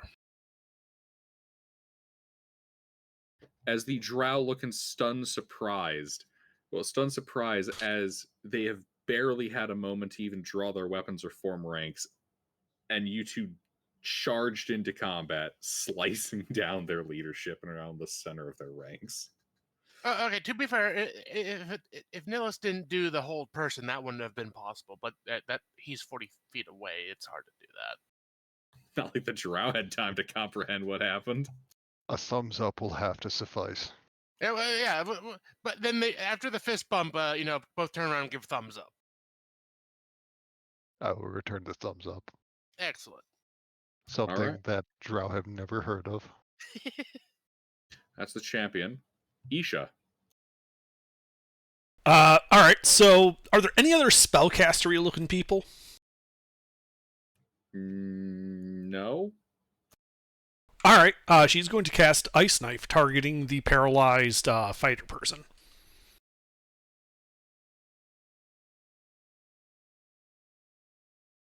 God damn it, Isha. So she missed the Ice Knife. However, it would still explode and paralyze auto fails a deck save. Yep. So he does take 4 points of cold damage from that. Alrighty. Gain their composure.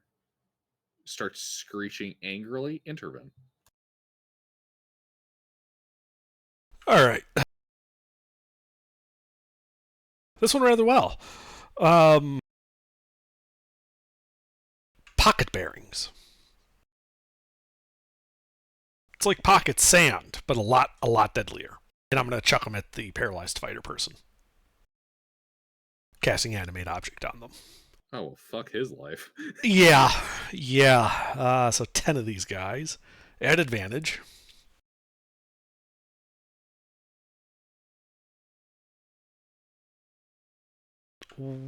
Actually, some of them might have failed to hit. What's his armor class? Let's see, Drow Elite Warrior. Armor class 18. So 4 missed. So that's only 6 hits. But 6 crits. Yes.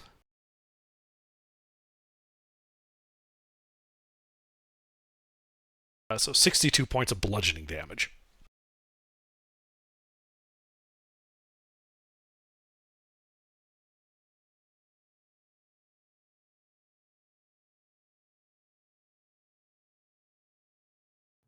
Barely alive. Okay. That's it for me. Also, oh my god, 4, 4, 4, 4, 4. God damn. We are here to kick ass and chew gum. Unfortunately for these drow, we are all out of gum. Are you kidding? With that kind of viciousness, I'm thinking it's more they're standing between you and your gum. DM2 gains their composure. Varric. Varric. What's the biggest cluster of them?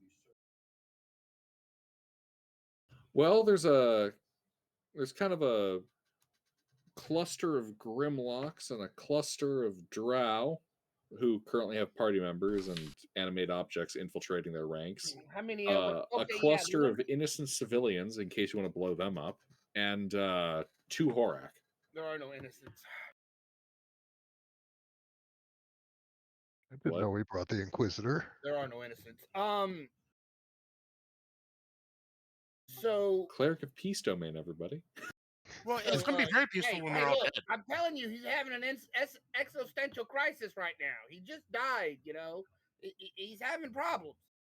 He's an adventurer. He should be used to it. How many of them are in a group of enemy? There are several groups. What are you doing? I'm activating the lawnmower and walking into a group of them. Okay, are you running into the group of Grimlocks or into the group of Drow? The Grimlock's already injured from intervention. No, the Grimlocks are not injured in any way. Yeah, I'll take the Grimlocks then, yeah. Okay. I need wisdom saves from all of them.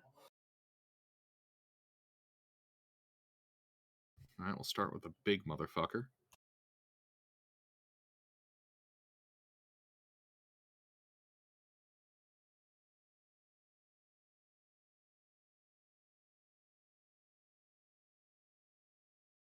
That's the big motherfucker. Then we got the little motherfuckers. Oh, big one, Pat.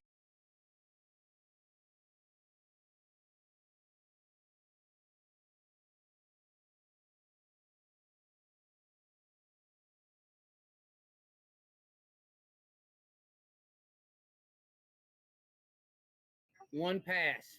Rest fail. Alright. Is this radiant or necrotic?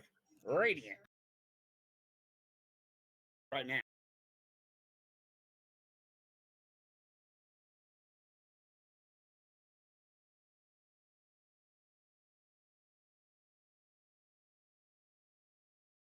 $14 points. Alrighty. They howl in pain. And that's all. Alright, Fea. So there's still one hold person left? Yes. He's nearly dead. Can I reach him? Yes. Alright. I'd like to rage and then stick my sword inside of him.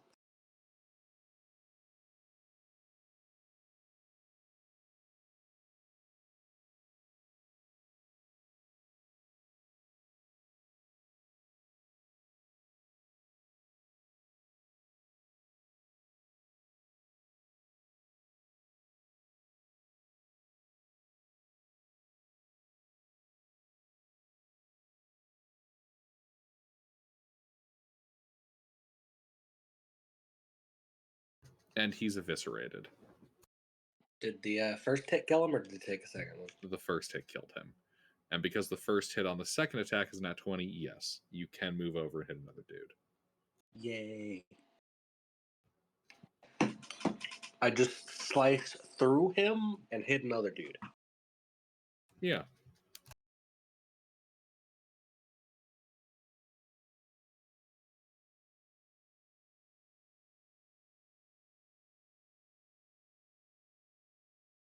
Although, I'll say this.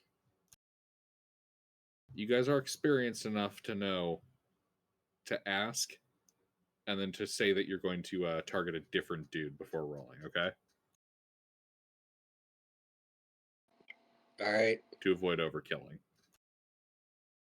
I mean, that's why I separated the damage. Excellent. Indeed. All right.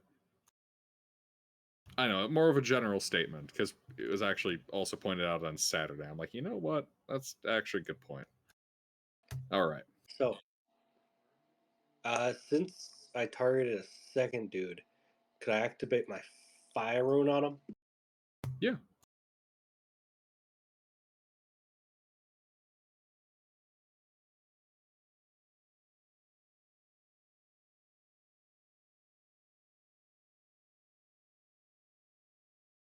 Alright, he takes 13 fire damage and needs to make a strength saving throw.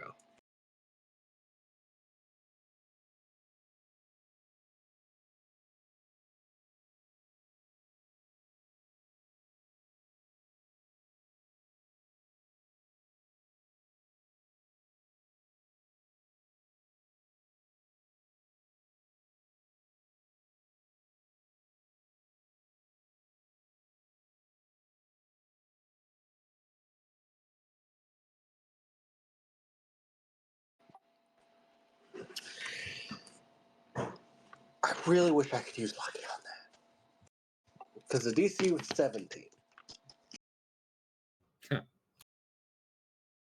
Anything else?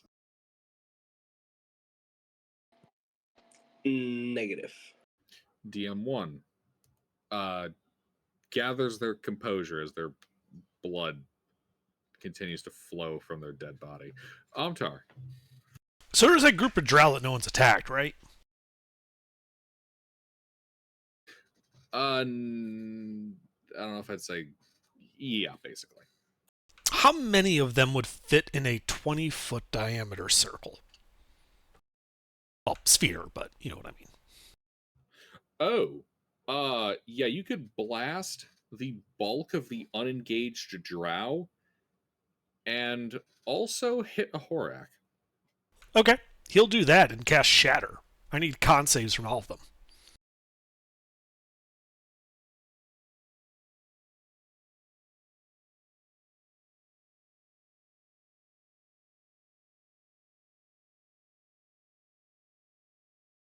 That's the drow warriors. Well, I They should say pass. the elite ones. Now for just the regular schmucks.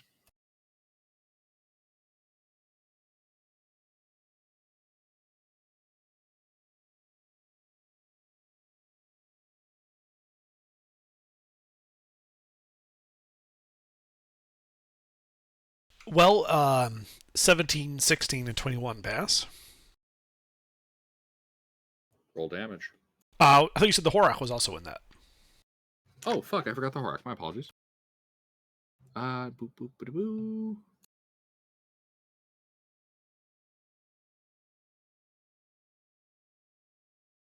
Yeah, he also passes.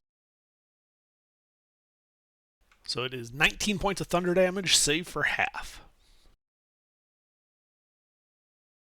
Yeah, that 1, 2, 3, 4, those like 5 regular drow that failed. Yeah, Shatter rips their bodies apart. Bones crunching, bodies flying. They've been slain. Uh-huh. All right. The remaining regular drow are bloodied.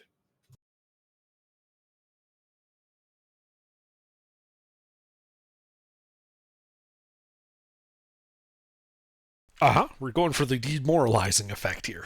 Just kill everybody. That's I'm it for not familiar Amtar. with the rules for Battle Shock. All right. Let's see. That's Amtar. Nillis. The cleric's dead. Is the paralyzed fighter dead? Yes. And then how much is left of the elites, the schmucks, and the Horaks? The Horaks are all still fine. The Grimlocks have taken light damage from engagement by your cleric. The Drow themselves have suffered heavy casualties among their rank and file.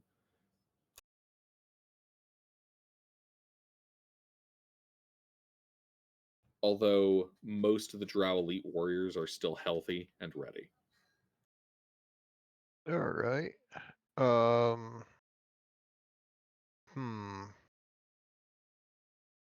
Is it worth a third level hold First, how many people do we have in melee with them right now? You have 10 ball bearings, Faradul, the champion, and Fea. Can I get all the drow in a fairy fire with, what is that, 20-foot cube? Without getting Not friendlies. without getting allies. Fuck. Remember, you guys deep striked their base, and then your marshals deep striked the drow ranks. Alright. Are there 2 or 3 elite fighters left? 3. Is one super injured, or are they Nope. all relatively? Alright, I'll 2 burn are another 4th uninjured, level. 1 is slightly injured. I'll burn another 4th level and hold person all of them. All Wisdom 3? saves, yeah. DC 17.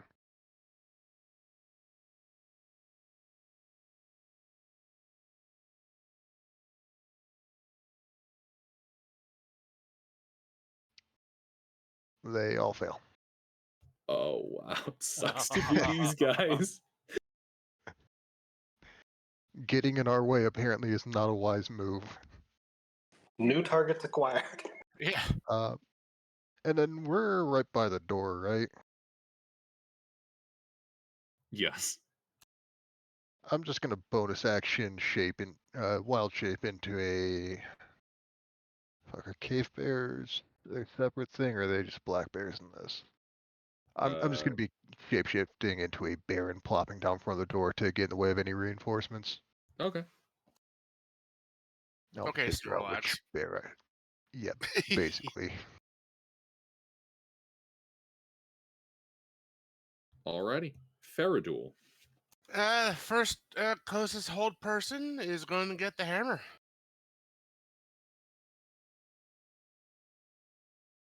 Two crits. Excellent.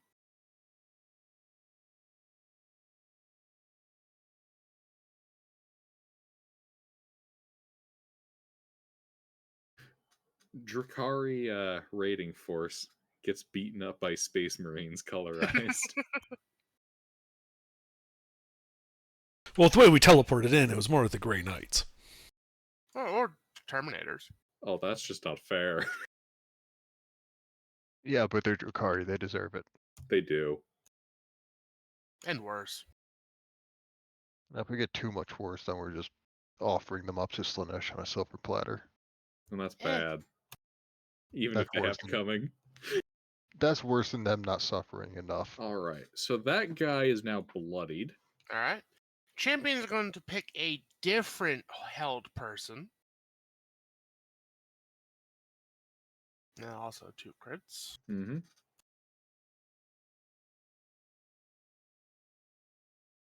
Don't you have advantage? He should. Well, and then 1 second. We'll just use your most recent set of rolls as your set of advantage, so it's still 2 hits. So roll 3 more d20s, 2 d20s, KH1 plus 9. You mean they don't have an armor class of 13? These elite warriors. That's 19 then. 3 critical hits. You rolled that incorrectly. I did. So you didn't do your first batch correctly. So your second batch is just the advantage of your first batch. This third batch is the champion's attacks. Hold on. So the 21, 11, 25 would be for the first set of rolls for the 21, 12, 28. Correct. Like it's just kind of alright. moving them up from. Okay, so Yeah. so that didn't change anything there then. So that stays the same. Correct. All right. So this set, now roll Will be- another 3d20. Hey, remember when you cast Feeble Mind on me earlier today? Oh, fuck it. God damn it. I'm paying for it. Exactly. I'm paying for Let the obliterating player, the not the brain. character. Yeah, right. All right. And then this 3 now, crits. which is actually what I said the last time. So fair enough. All right. Order of operations, damn it.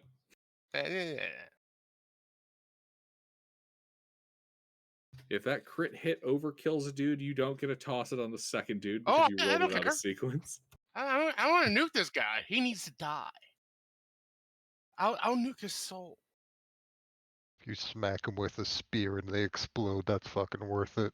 You stabbed him so hard his ancestors felt it.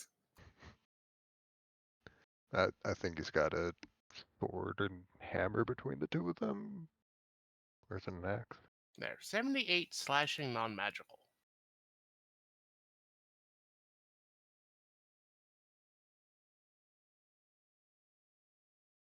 As he just cuts the drow down.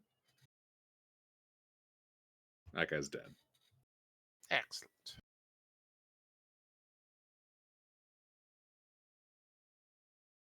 All right. That's the champion, Isha. So the other honor guard guy is dead, yes? I'm just double Two checking. dead, one injured, one okay from my count. So, 2 dead honor guard, 2 remaining, 1 injured, 1 healthy. All right. And they're in that group with the other drow? Yes. All right.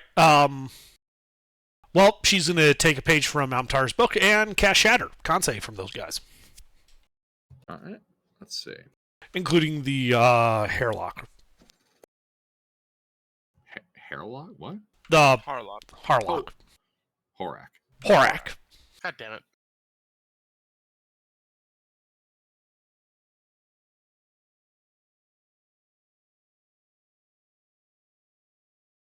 Elite guards.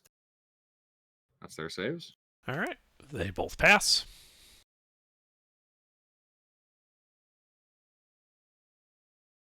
Horak. Pass.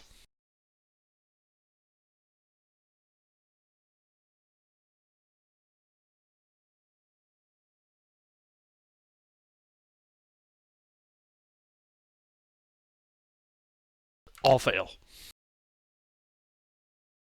So they pass for half of 12 thunder damage.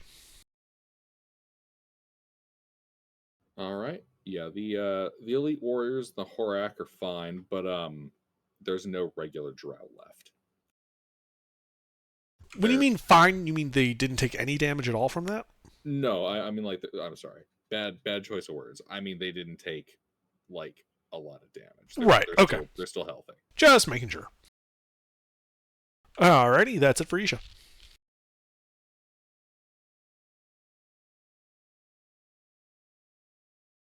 Alrighty, DM4.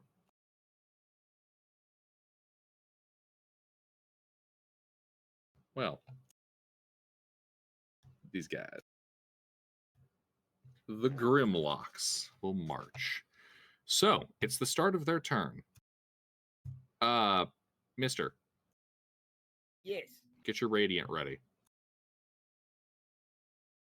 Okay. Wisdom save, correct? Yes.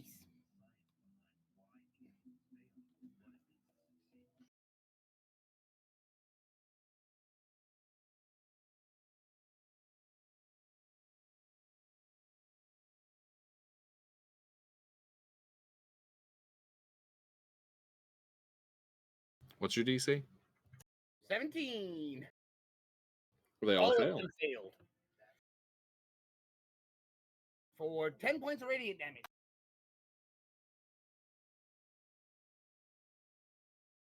All right. Well, they're angry at the obnoxious Bernie that is affecting them, and the footsteps that charged at them. So they're going to well, yeah, these Grimlock Ravagers are going to attack you recklessly.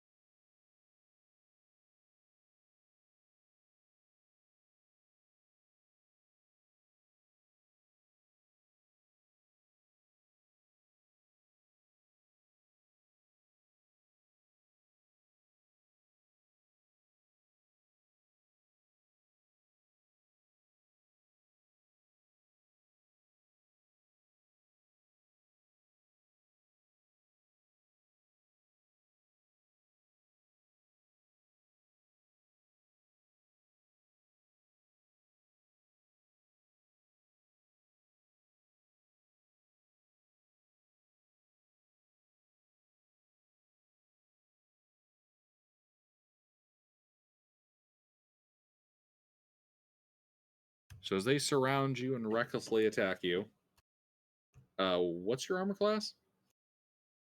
19? Good God, man. Dear God. I'm dead. Hold on. You don't get hit by that crit. Who's the crit hit? The dude to his right? Whoever is the most injured without being a held person. I don't think any of these guys are Wha- hurt. Go wild, go to Why the guy to his without left. being a held person? Because we can crit those guys easy. Okay, So, fair enough. yeah. All Thir- right, yeah, so just hits the dude on his right. Okay. Which attack are you doing that to? Hmm? Which attack are you doing that to? The nat 20? Okay. We'll go down the line here.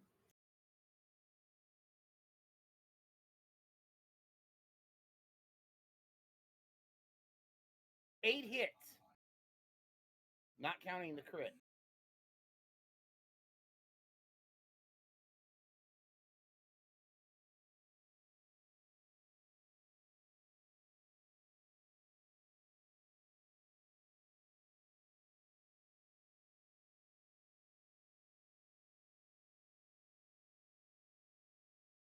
All right, so the 25 and the 23.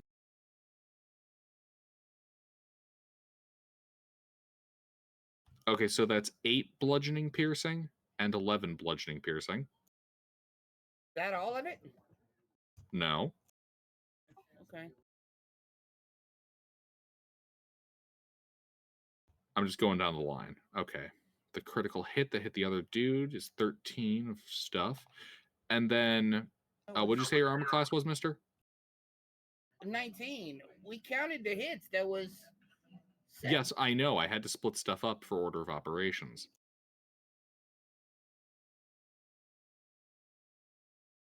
Seven hits. 9 Okay. hits, not counting. Well, 8 hits, not counting the crit. Yep, I know.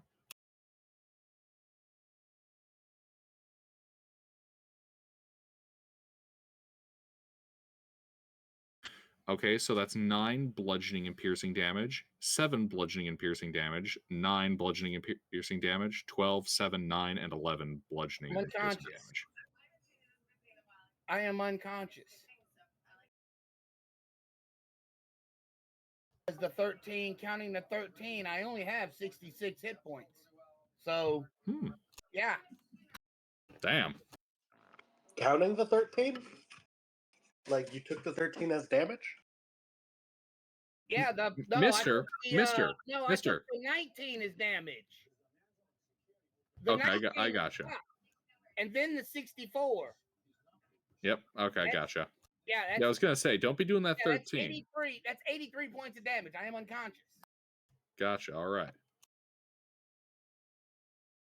Indeed, they gather around you and beat you into the dirt. The big dude, he's going to take his big old spike club and go charging into melee. He's going to hit Fea.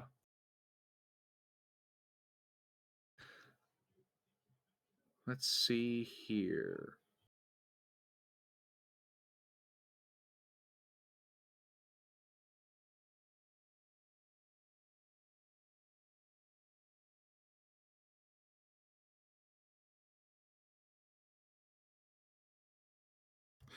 Yep. He's going to give you a big old set of attacks.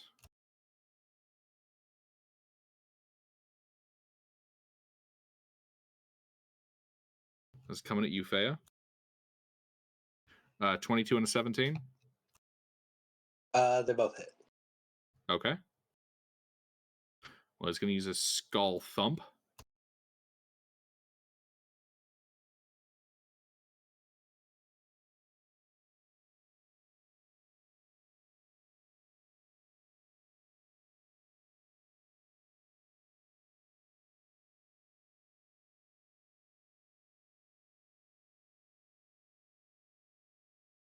So that's 20 and 19 points of bludgeoning and piercing damage, and I need a Constitution saving throw from you.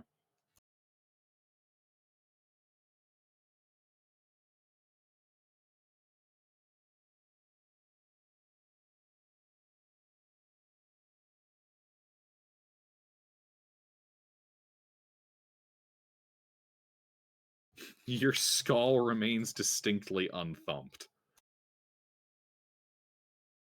All right. That is the DM4. DM3. The Horak.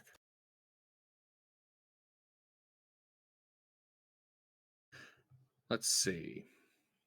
One of these guys is going to head right for... we'll go with Faradul. Start with that one. Alrighty.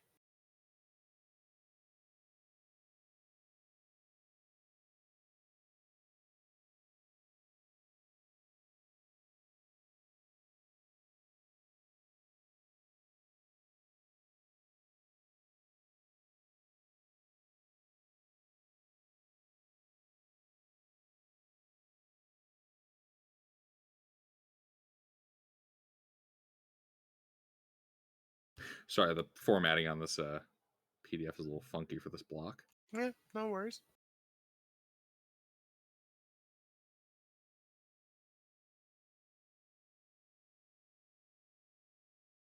$22 hit you? That is a hit indeed. Alrighty.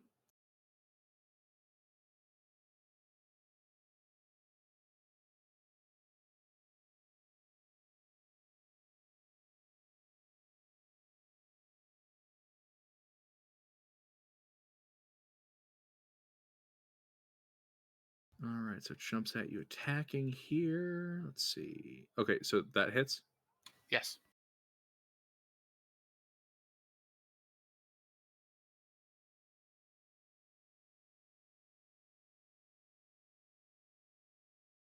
Alright, so it gets you for 17 points of piercing damage with its clawed limbs.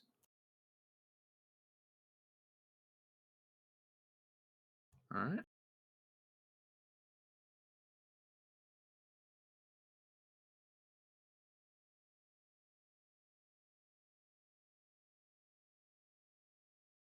$26 hit? Oh, yeah?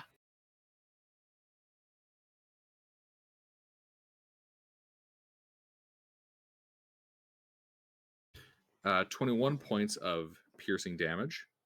God damn. As it gets you with its other set of limbs. Mm-hmm. Horrible monstrosities now like face to face with you, screeching, snapping its pincers, and digging its claws into your flesh. Meh. Indeed.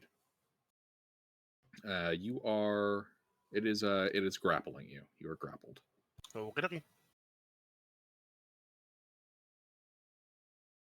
The other one is...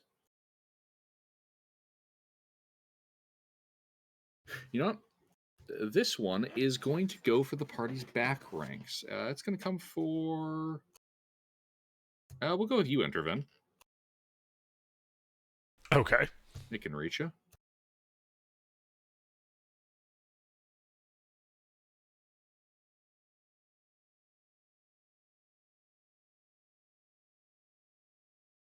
$13.24. Yeah, those both hit. Okay.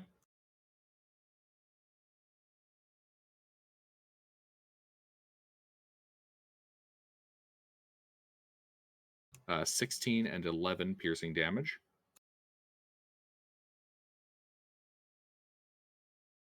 And you are grappled by it. Okay. Indeed. Horrible, horrible, disgusting monster. Intervene. Yeah. Hold on, I need to actually make some con saves.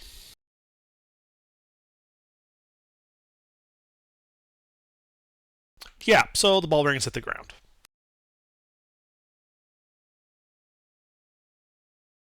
The greatest tragedy of this fight. Yep. Depends on what your perspective is. Could be the greatest tragedy. So, all those monsters around the downed Varric. Mm-hmm. It's just Varric in that area, right? Yes. Okay. Well, then as a bonus action, I will Misty Step. Basically going to where the head drow lady was. That seems like a safe spot. Oh, you're going to claim her plinth? Yes. And then, now, when Varric went down, he physically went down. So I should be able to airburst a fireball over him without hitting him, but hitting all the enemies standing up around him. Yes. I'm going to do so, and I need dex saves from them. And I'm going to be substituting bludgeoning damage for the fire. The Misty Step a racial thing? Oh, that is a good point. Thank you. I forgot about that. What? 2-leveled spells. 2-leveled spells. So no, I can't cast Fireball. Oh shit! Yeah, that's right. It doesn't matter if it's a racial thing. It's once you cast the spell. Mm. Then my second action will be to hose down the worst looking big dude. Because there's two of them, right? The one that hit me and the one... Actually, no, the one that hit me. That guy's getting the hose. Bad eyeball-eating insect. Does a 14 hit him? No, it definitely skitters out of the way, Okay. moving preternaturally fast on its disgusting limbs.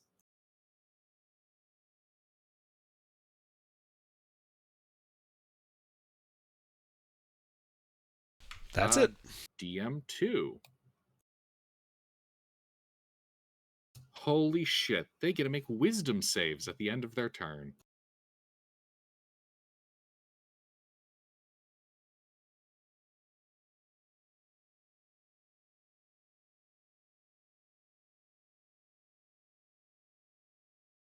Uh, 1410, Sleuth?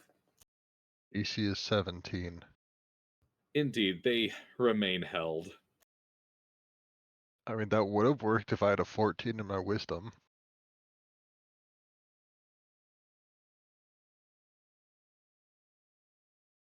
Alrighty. Well, that's all they could do. So end of their turn.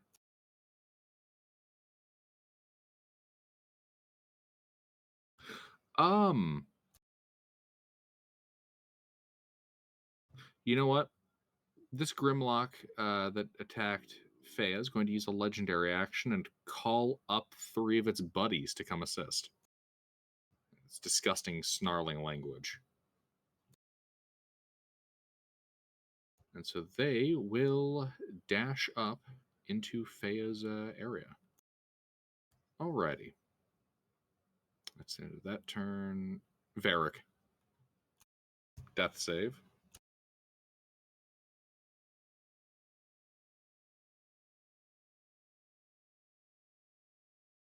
One pass. Anything else? Wait, no, that's right. You can't do anything. Fea.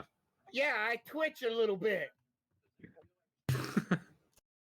Fucking anything else. My leg shakes. Show everybody I'm still alive. There's a groan of extreme pain. Post-mortem spasms, he's already dead. Fea. Alright, can I hit the held person without suffering opportunity attacks? Yeah.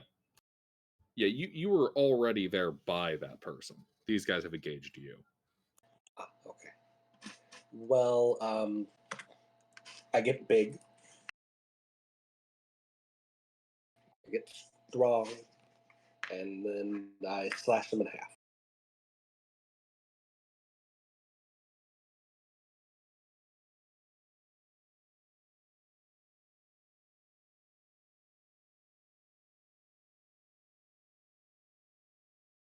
One hit. I'm going to use Lucky. Okay, possibly 2 hits.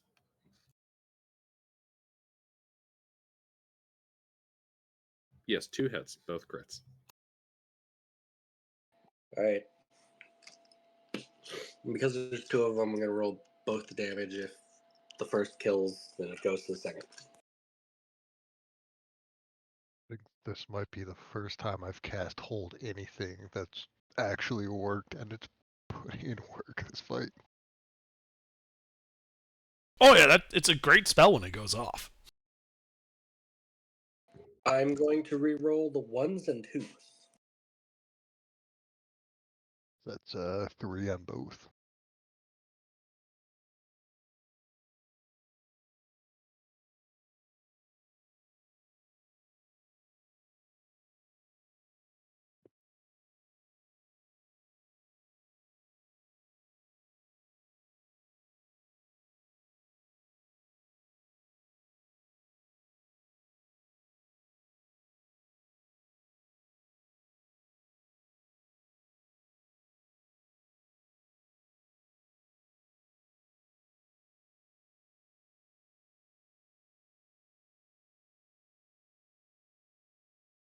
How's he looking?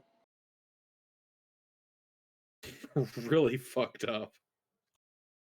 Barely clinging to life. Action search. All right. Now, are you splitting those attacks up? One on him, one on a different target, both on him?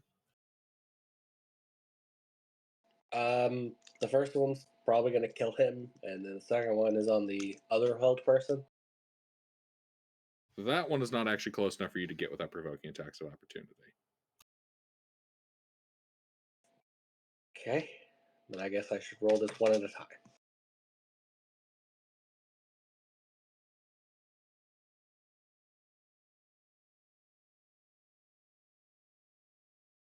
Yes, I think you critically hit him.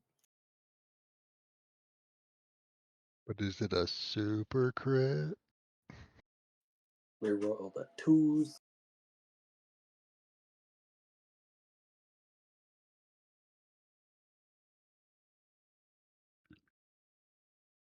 Wow. Oof. It's always a possibility. Hmm. Is he dead? He is dead. So, Oh. there are 3 Grimlocks in melee with you. The Grimlock King, and there's 15 feet, and then the other paralyzed drow.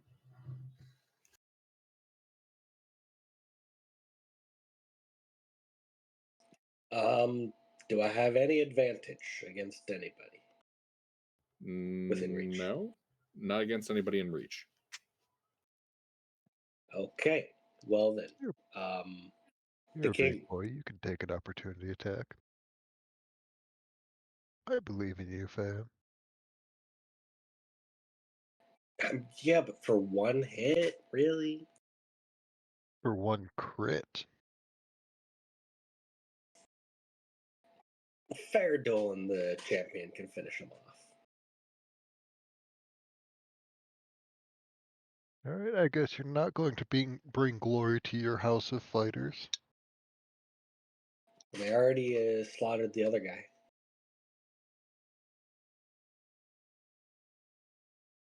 Does a 16 hit? Were you targeting the Grimlock King or the Grimlock Mooks? Yeah, I was targeting the king. Yeah, it hits. Oh. Yeah, he doesn't have armor. I mean, he's got a pretty gnarly like bone helmet, but yeah. Ow, sucks to be him. That hurts.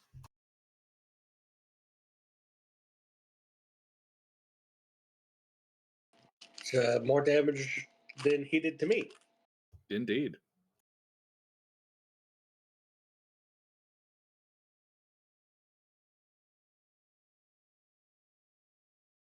I think that's it. Alrighty, that's Fea. DM1 is still mega dead. Amtar.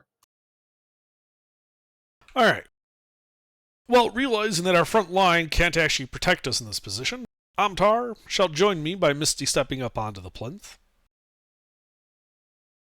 And then firebolting the guy that ran over there and made him have to misty step. There's a 21 hit him. I'm a little confused who the guy is. The guy that ran into melee with me.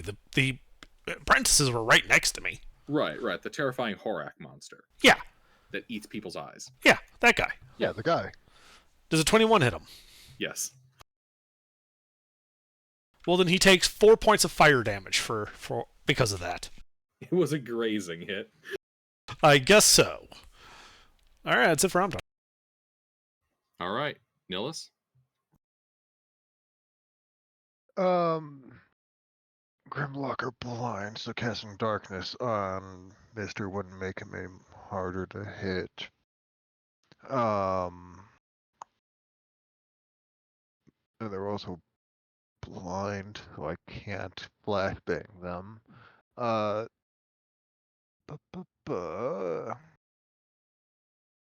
Are Grimlock like excessively bloodthirsty where they'll go after a downed person instead of or in favor of a like active combatant? Like is Varric's life at risk because he's unconscious, or is he just not a target they're considering right now because he's out of the fight? Grimlocks are notorious for their viciousness and brutality. Alright.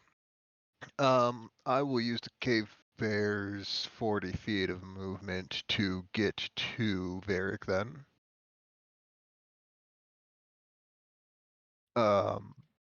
Bonus action, drop wild shape. And where is... I'll use my last fourth level spell on Cure Wounds. Varric, you get...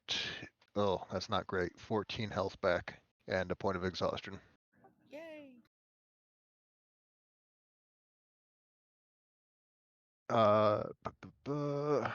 Fighter's still paralyzed. That's bonus action and action. That's my turn. Faradul, I would like the to. big bug has grappled you and is going to try to eat your face. Yeah, I'm going to hit the big bug with the hammer if I could. All right.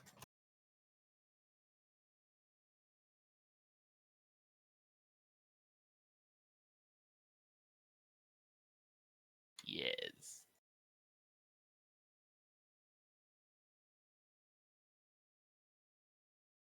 So about the 16, 14?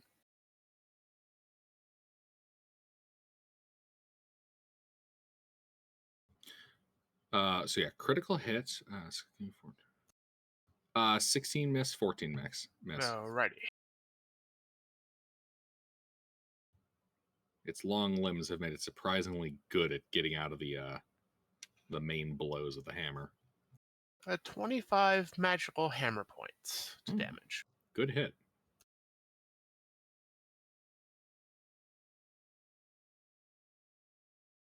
Anything else? No, that's it for me. Alrighty. And then the champion. Mm-hmm. He's over by a paralyzed, pretty fucked up Drow elite warrior, and he's also near a good chunk of the gaggle engaging Fea. Yeah, now isn't there a second held person still, like the one that I was attacking that isn't dead yet? I killed him. Oh, okay, Yeah, cool. Yeah, that one's dead. All right, cool. So I'll have him. Oh, let's see here. I will just nuke that one guy just in case he survives. The last paralyzed? Yes.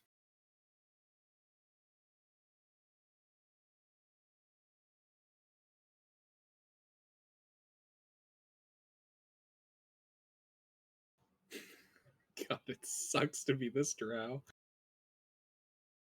Indeed, it does. Literally, the Drow have not fired a shot. It has been a complete massacre of their forces. Our drow hasn't done any damage either. I've only cast Hold Person and Cure Wounds. 29 slashing damage. Yeah, he's dead. See, Excellent. when you really think about it, this just implies that drow are by nature peaceful creatures. Fuck out of here. Alright, I'll roll deception. Anything else? Nope. All right, Isha. Isha is also going to use Misty Step to fuck off. Up to the plinth with me. Man, that Horak is looking at you. You disappear. Looks over at Amtar. He disappears. Looks over at Isha. She disappears, and then looks back at you guys. And then Ray of Frost at the critter. Probably misses. Indeed, skitters out of the way. That's it. Alrighty. Let's see. Isha DM4. The Grimlocks. Well, detecting a moving target that has entered their vicinity, these three are going to try to hit you, Nillis. They're going to do so recklessly.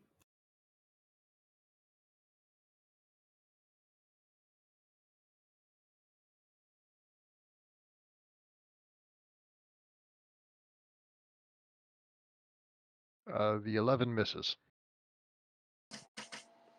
And I runic shield that 20. Okay. Which 20? There's 2 of them. It doesn't matter. It's a nat 20. What does Runic Shield do?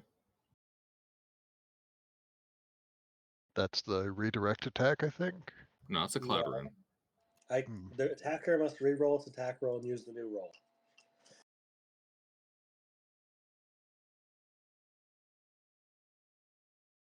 .22 still hits, but it's not a crit. Made it a non-crit, so that's 1, 2, 3, 4 regular hits.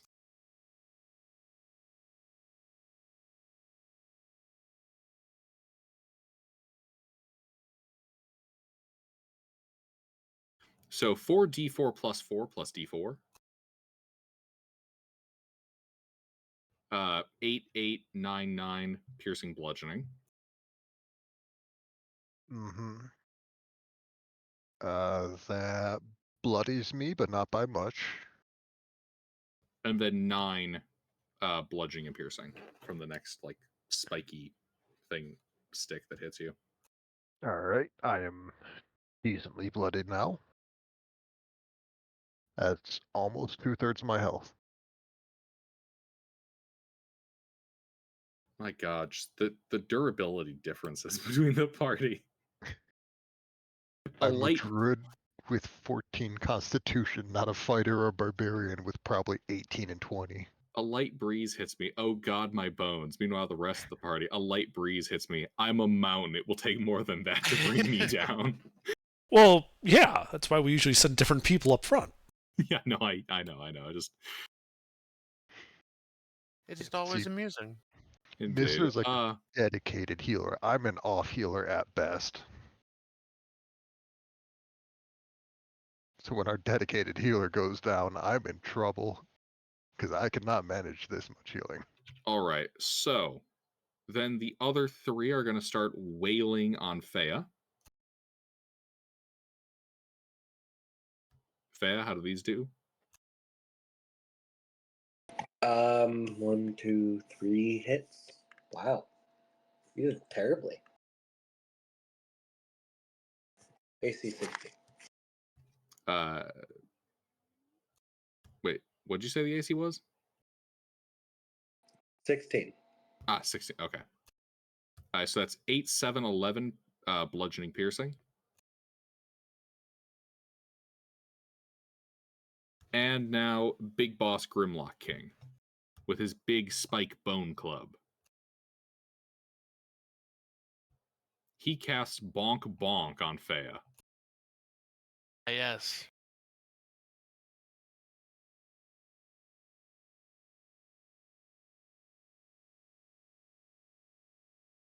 $26. Yeah, that hits. All right, he's thumping your skull. Con save. My skull is thumping his spike.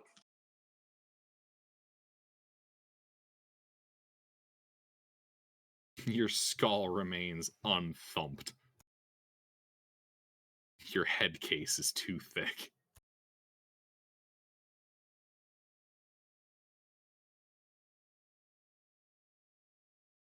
Oh, the Drow elites are all dead, right? Yes. Alright, so I don't have to worry about con save. All right, so Faye, that's 24 and 21. Piercing, bludgeoning, bludgeoning, piercing, and bludgeoning, piercing. Wait, were those 2 hits? Oh my god, I'm sorry. I looked up at the wrong row for to hits, so it would be the second one. So 21 bludgeoning, piercing. That's my bad. Rookie mistake, Alright, Gilbert. yeah, that one definitely misses. He has a special feature. Nat ones are critical hits. No! Fucking chaos magic. Nat ones are hits. They use Thaco. Lower is better. All No, right. it's golf scoring. All right. So Hey, there's that goes just here. the one hit. That's that dude. DM3, the Horak. Well, we'll start with the one that has Faradul grappled. Okay. It's wait, that's the wrong page. Yeah, it's going to start using its mandibles and little disgusting like pincers and whatnot to begin attacking your face. Okay. I am displeased.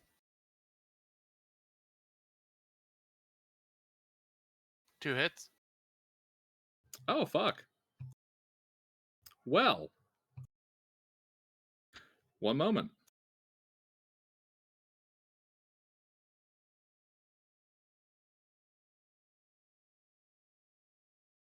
Yeah, we'll roll this individually for drama.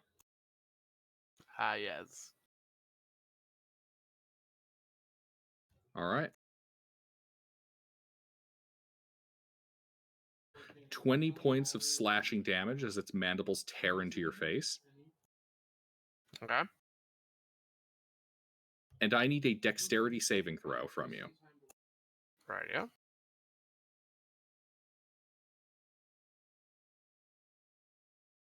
All right, you managed to thrash your head about enough that it can't tear out one of your eyes. Yeah, that'd be very good.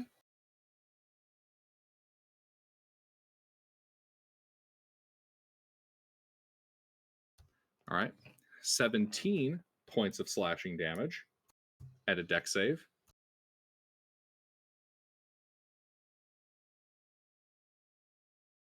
And again, you managed to keep it from eating one of your eyes. Are you still up? Yes, man. Oh, yeah. Okay. Not even bloodied. Gilbert, you've gotten too used to fighting our mages. All right. The second Horak. Well, let's see. Can't reach the mages, so it's going to go for the next closest fucker.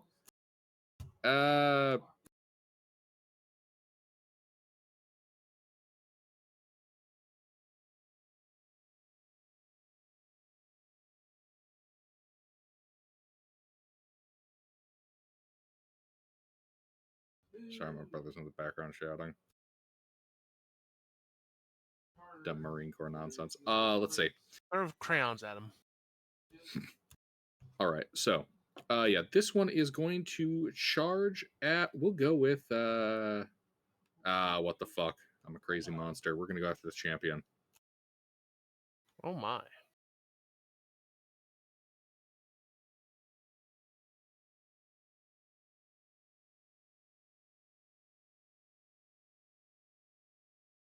That's those 2 hit? hits. Yep. Alrighty.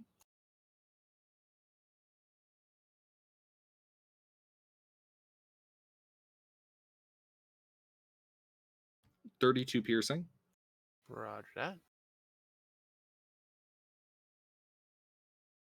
And 18 piercing. Yeah, piercing. Yeah. Yeah. 32 and 18 piercing damage as it grapples onto him. All right, that hurt. Yeah, holding onto his limbs, not ready to eat his face. His eyes, I should say. Mm-hmm. Intervene. All right.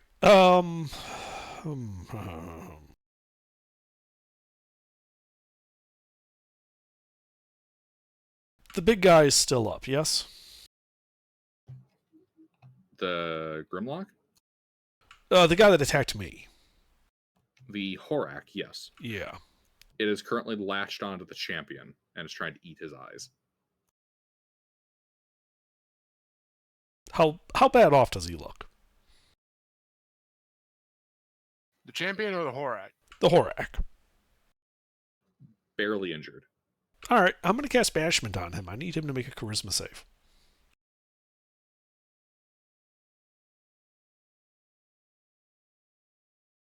Poof, he's gone. All right.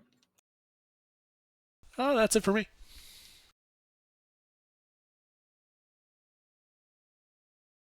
Alrighty, DM2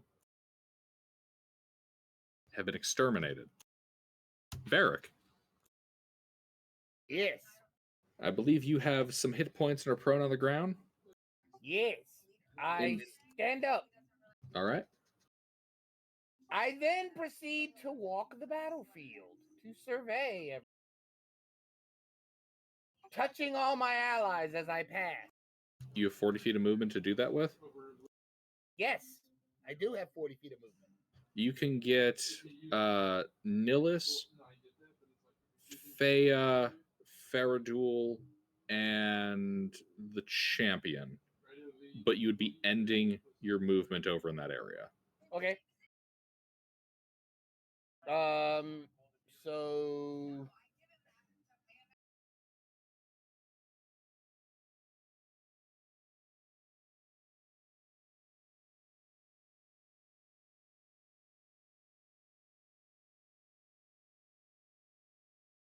everybody gets 10.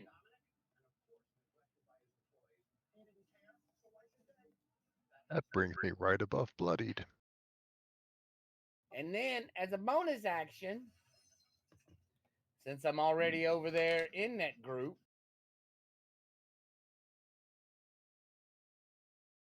hold on a second.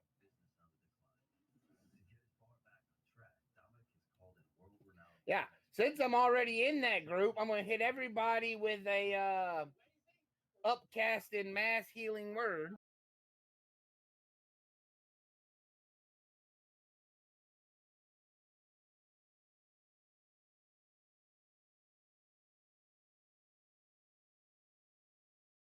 For 14 more. And then now I am done.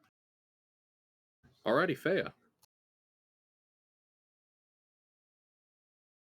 All right. There's this annoying dude in front of my face, keeps trying to bonk my skull. Oh, that mass healing word hit everybody because it hit 6 people. I'm sorry. Yeah, they're all good.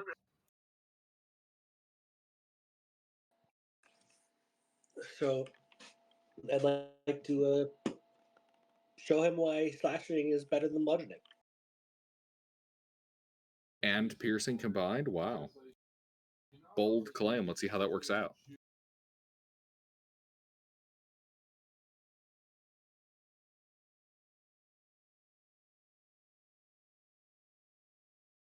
It's a nat 20 night. 2 hits.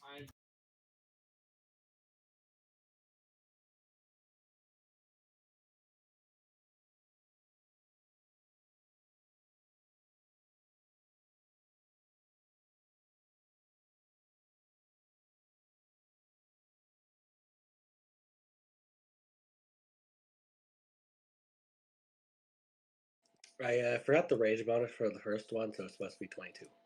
Okay. Also, I don't remember this often enough, but like once per turn, when I deal slashing damage to a target, I can reduce its speed by 10 feet.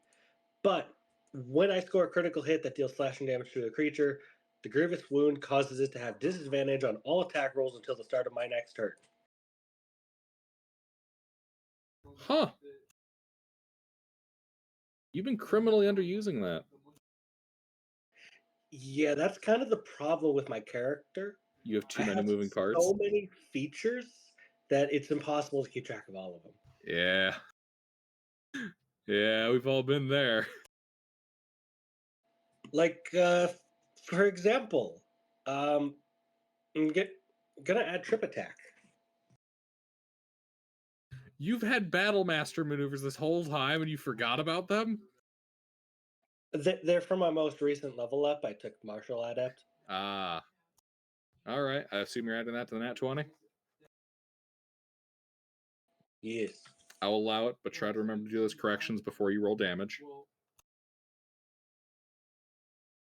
Well, yeah, he's bloodied. And needs to make a strength save.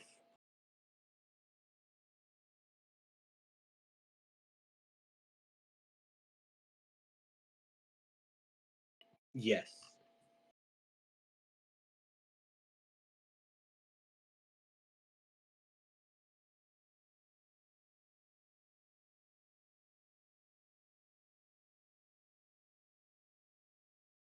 Anything else? I was gonna do second wind, but I don't need to anymore, so no. Okay.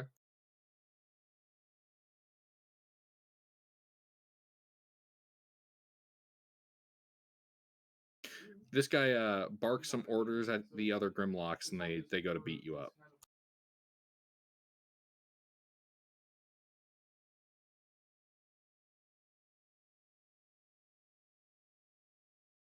Uh, 25 hit you? Yes.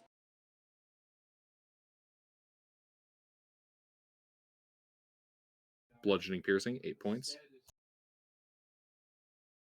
Okay. I know, right? Big numbers here. That brings me down to 100. Jesus. Alrighty. DM1 is dead. Amtar. Are there any, like, not just generic Grimlocks left? Yeah, there's the Grimlock King. Ah, okay. What's his status? He's been bloodied by Fea. Alright, how far is he from Amtar? 20 feet. Excellent. Amtar's going to cast Tasha City's Laughter on him. Wisdom I save. suppose 25 because there's the elevation difference. 30-foot range, so it's all good. Wisdom save on the king, then.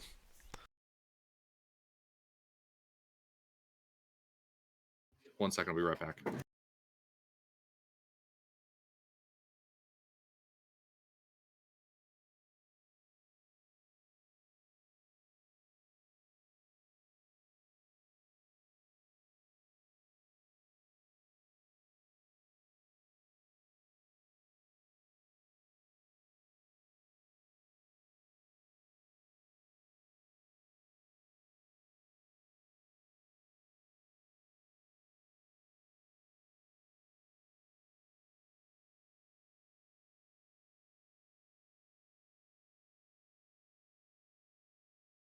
Okay, I'm back. Sorry, you're saying Grimlock Tasha's King? hit his Laughter? Indeed. Wisdom save. Alrighty.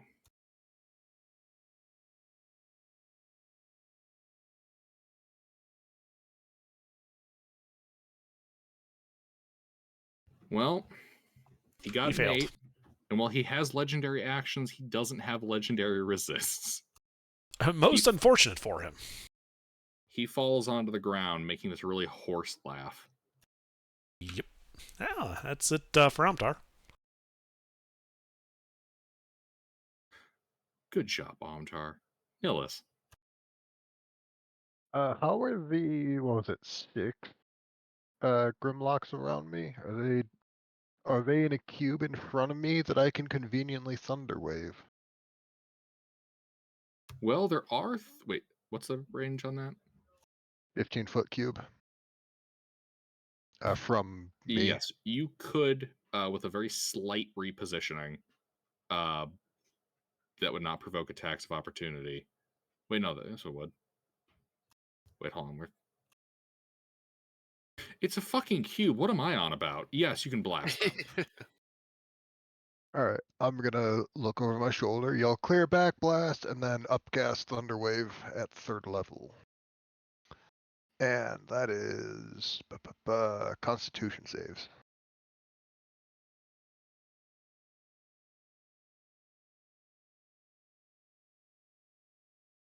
For 22 thunder damage and a knockback on a fail.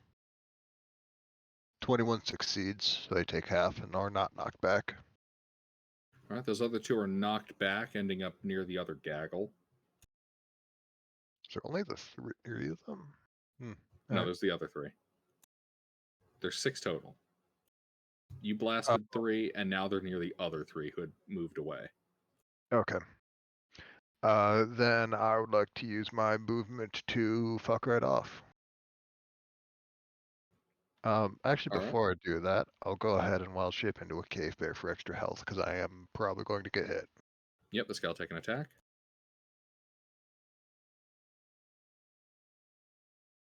And Nay. misses even a cave bear.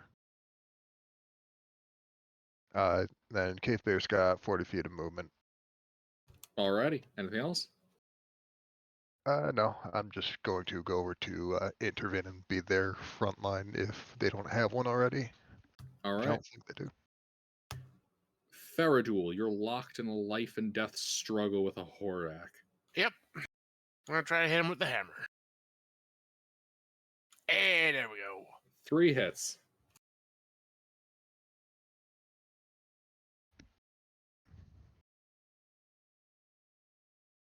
Oof.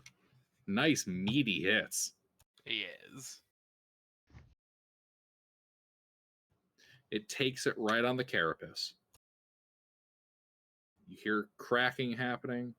You see ichor coming out of it, but it is still kicking, and it is angry.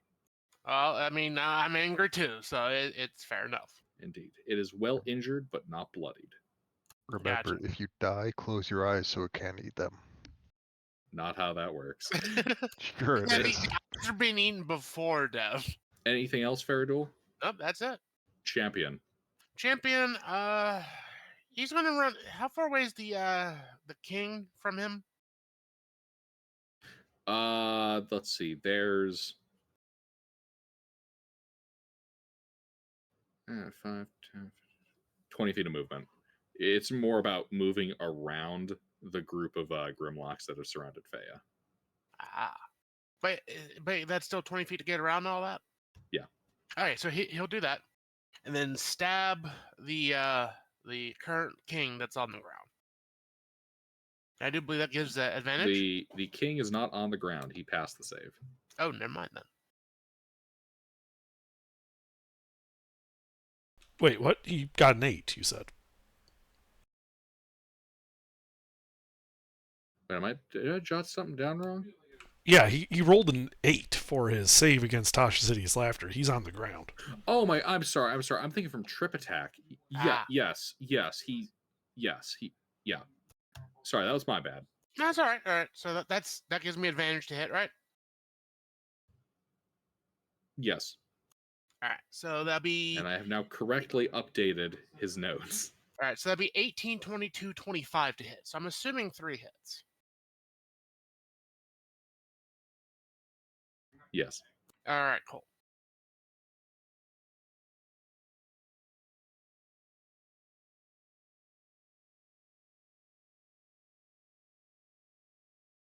He takes 56 non-magical slashing. Wow. Fuck his life. That was the idea, yes. Did he pass at any point? Yes, the 14 passed. He's no longer incapacitated. Indeed. He's no longer incapacitated with laughter as he lies prone on the ground, looking with his sealed up, unseeing eyes that he can't see with, and near death. With a grievous wound. With grievous wounds. Gilbert, He did you can't- mention that he can't see? He doesn't need eyes to see where this is going. Alrighty. Anything else from the champion? No, that'd be it from the champion. Isha. Oh, actually, wait. Legendary action. He swings his club at the champion's shin. All right.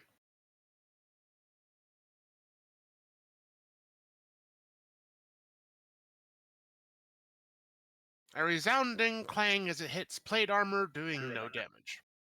Indeed. Gracefully turned off the armor. A perfect parry. All right. Let's see. Isha. She's going to target the king with Tasha's Hideous Laughter. Another wisdom save.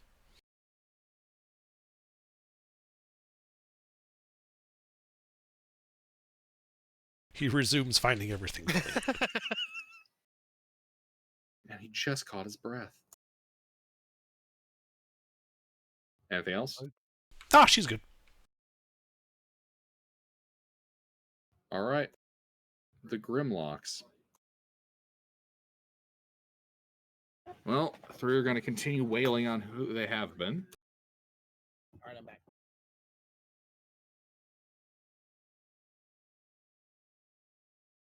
Here they come, Thea. 18, 25, 19, 16. Yep, all of them. What? All the listed ones you said. Okay.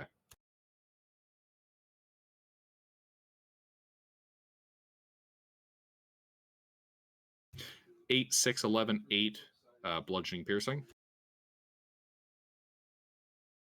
As they take you down below 100. Oh wait, no, you got healing, so you're not below 100 again, are you?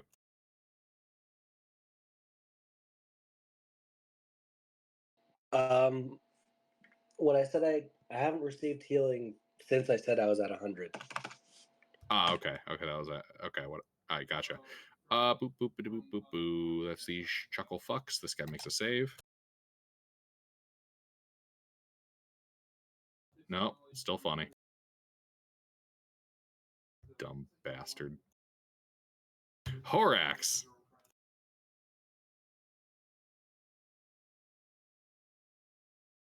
Well, he's coming for your eyes, Faradul. He's coming for your eyes. Nice, going for the eyes. He's coming for the almonds of your eyes. Oh no. Close your eyes or he's gonna eat That's 'em. 2 hits. Let me guess, that's 2 dexterity saves. Hold on. Yeah, if you fail both, you're permanently blinded. Ah! All right, so that's 25 slashing. All right. 25 points of slashing damage. Da. Dex save.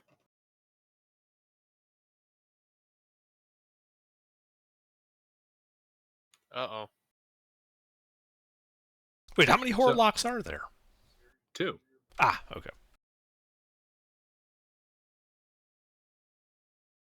So, this thing bites onto your head, its interior jaw getting your eye socket, and it bites your...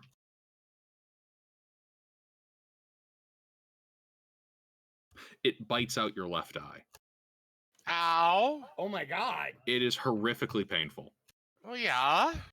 You have 1 eye remaining, and you have disadvantage on ranged attack rolls and on wisdom perception checks that rely on sight. Well, good thing I don't do much range.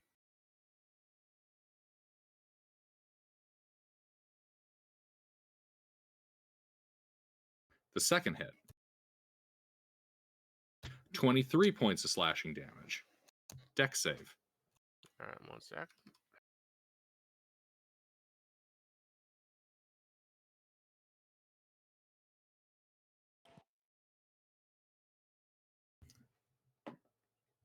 Its mandibles grab hold of your head.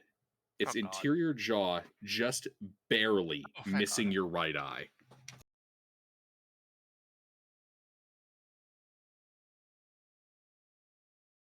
Like, you literally hit the DC. Yay.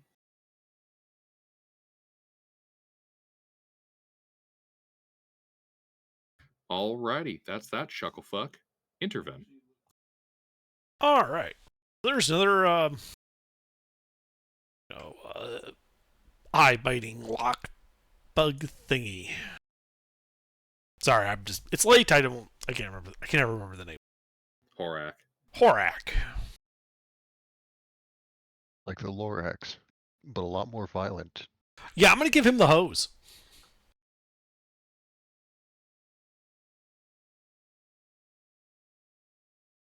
Apparently I'm not giving him the hose.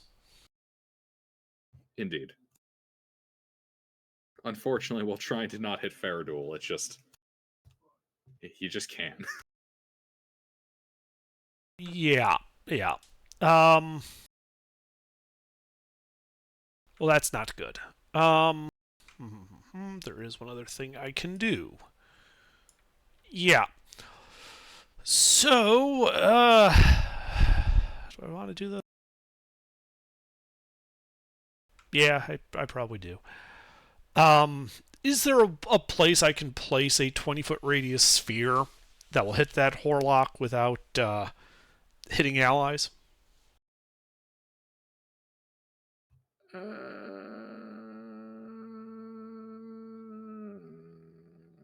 You know what? They're thrashing about in, like, grappled melee.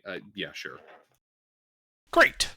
So I'm going to use some sorcery points to quicken cast a 4th level fireball as a bludgeoner to hit him. And he and anyone else that gets hit by that needs to make a dex save. All right, we'll start with the Grimlocks.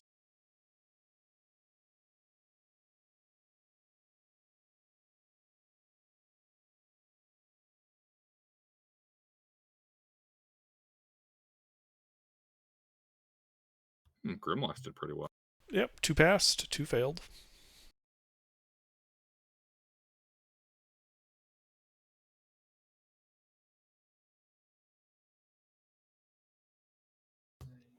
I believe that passes. Yeah. Which is a pass for half of 38 points of bludgeoning damage.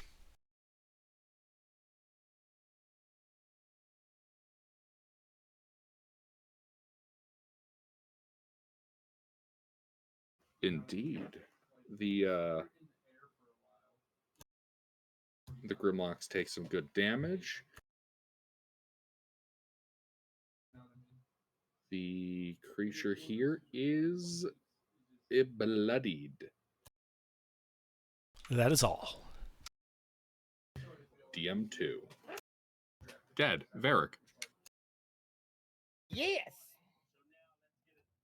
Your turn. How many of them are left?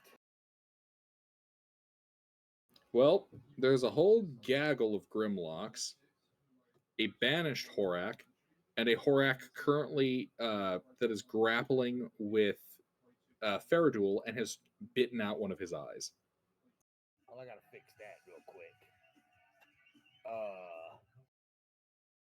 So I'm gonna go over and I'm gonna touch Faradul, and I'm gonna upcast Cleric spell.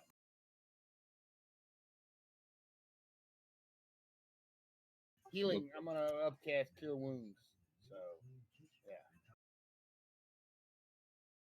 All right. Well, the wound where his eyeball was begins to heal up a little bit. There's no eye, though.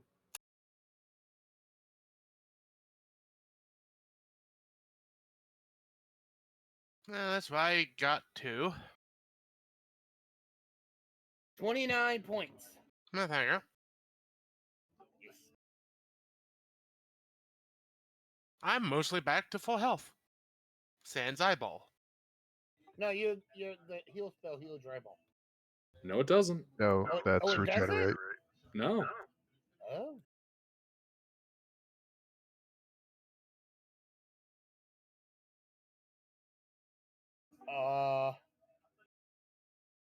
I'm going to move away out of the group of monsters back towards safety. Probably towards the wizard. Because the wizard don't usually go into combat. Alrighty. Thea. All right. So The Grimlock King is prone on the ground laughing from Tasha's hideous laughter and is near death. I would like to remove the word near from your sentence. Don't turn him into death. He'll Okay. kill us all. How about adjacent to death? Approaching death? I said remove, not replace. And Hold on. You want the king to be death? I don't know if you want to fight that stat block. I'll do I'm it. just The gonna, Avatar of Death is a punk bitch. I'm That's gonna a send hit. him to death.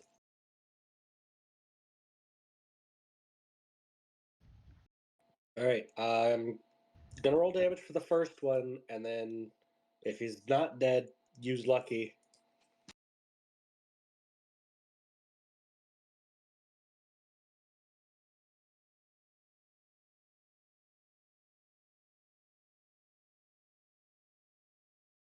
Reroll the ones.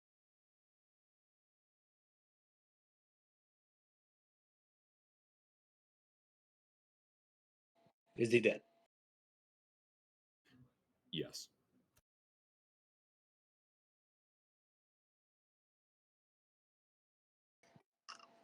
I raise my sword and roar as wounds visibly heal.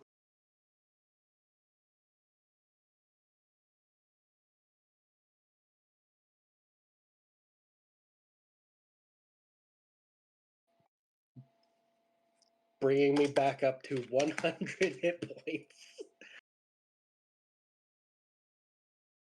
Fea is doing one of two things: either getting fucking curb stomped into the ground by me, or not.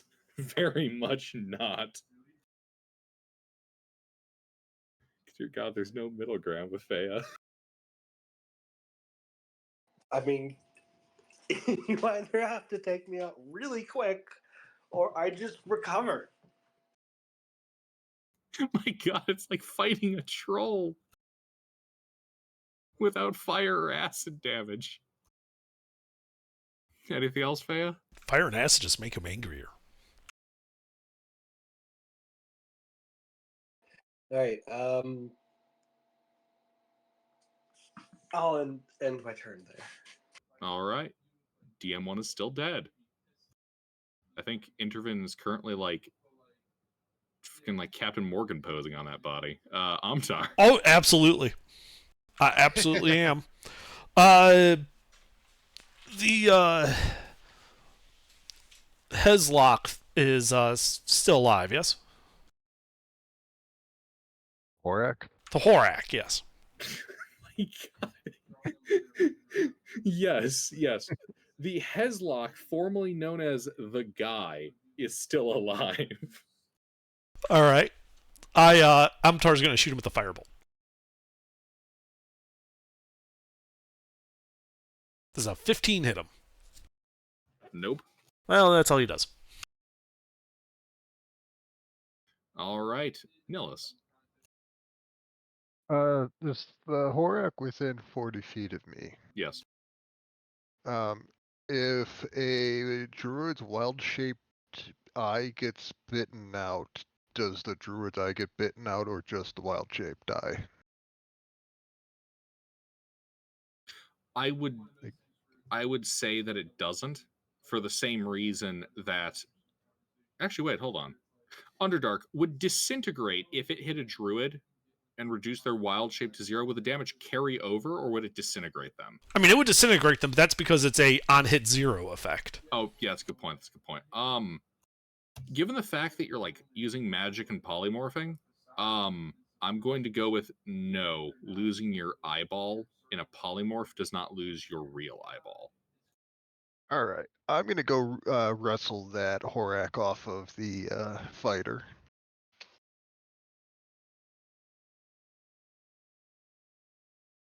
Off of who? Who was it on? Fey, I think. No. Eridol. Yeah. Eridul. Eridul. Ah, wrong F name. Yeah, I'm just gonna go up, try and grab it, and pull it off of Eridul. Okay. So you're making a grapple check? Yes, athletics All right. is the bear strength of 15.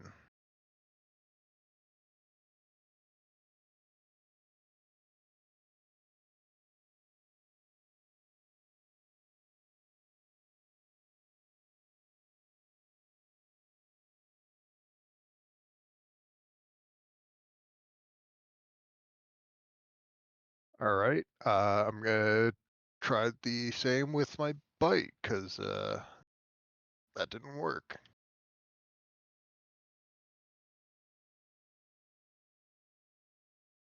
You managed to grapple it.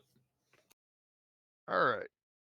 I'm gonna pull it away from Fairduel if I can, and away from How any much movement party speed member. do you have? 40 total.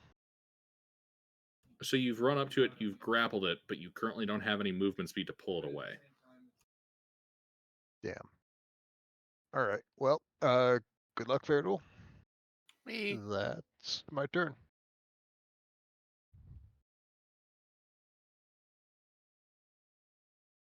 Faradul. I'm gonna hit with the hammer. Die. What a fucking visual here. We've got like a cave bear full Nelsoning a man-sized eye-eating bug, which is grabbing onto the fighter who's trying to hit it with a hammer. What a fucking weird image here.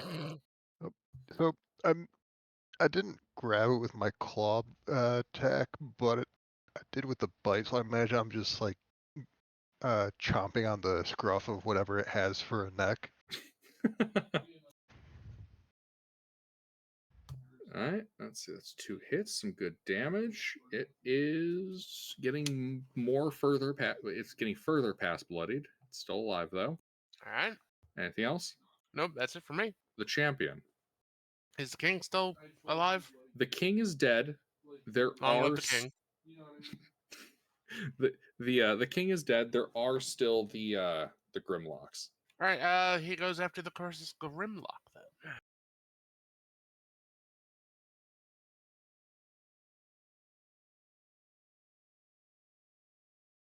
Derp.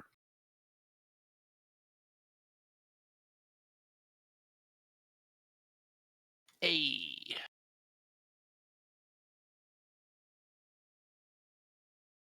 All right, that's 3 hits. Excellent.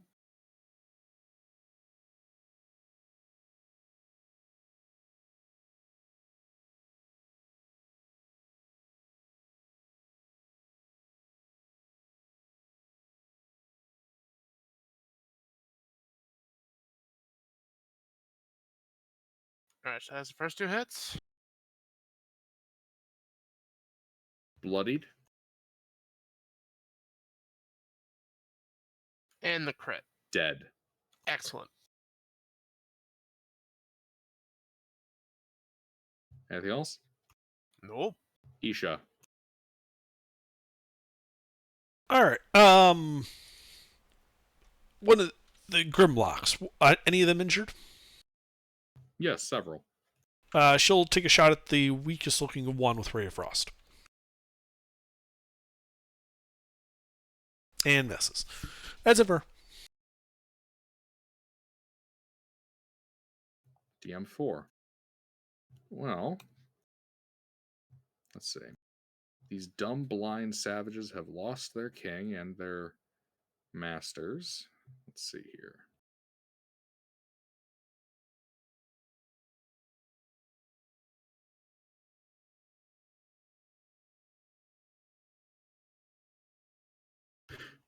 The Grimlocks begin to panic and flee for the cave entrance. This provokes attacks of opportunity from everybody except the magelings. What kind of save? I said attacks of opportunity. Oh, I'm back with the mages, so. Oh, okay. So not you. Faye, you doing anything with that nat 1 before if you find out if it hits?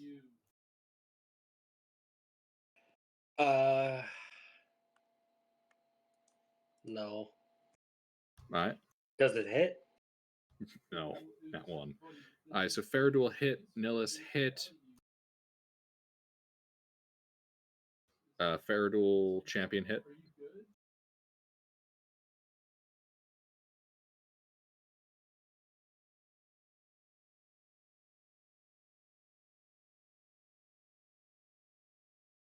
So that's let's see here. 21 damage, magical hammer, and 21 damage slicing. 16 magical slicing for me. It's slashing words.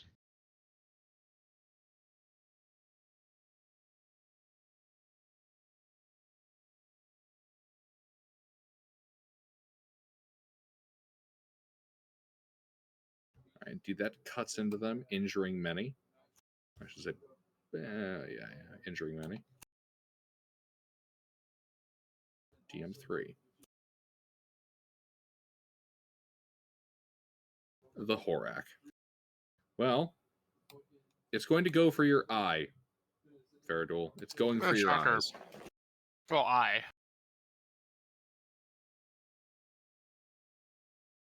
15? No, actually doesn't hit. That hits.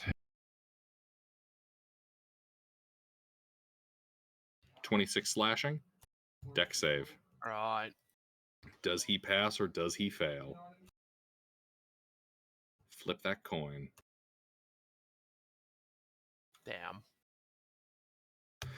As the Horak clamps onto your head and bites out your other eye.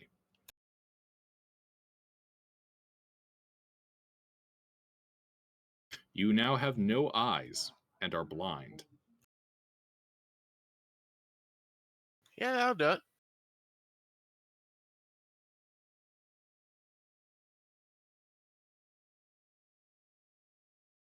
Alrighty. Intervene. All right. Well, that thing just ate another eye. That's probably not a good thing.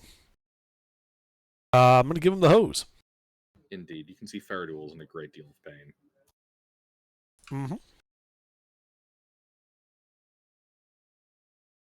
Help if I could roll above a 10.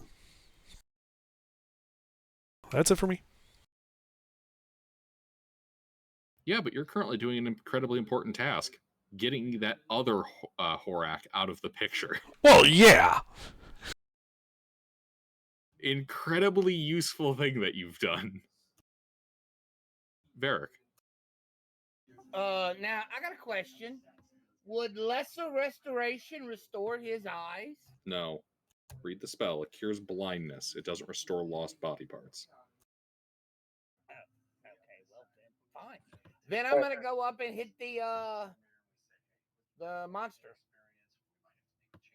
that's hanging on to him. Can I go up and make a melee spell attack against him? Yeah, sure.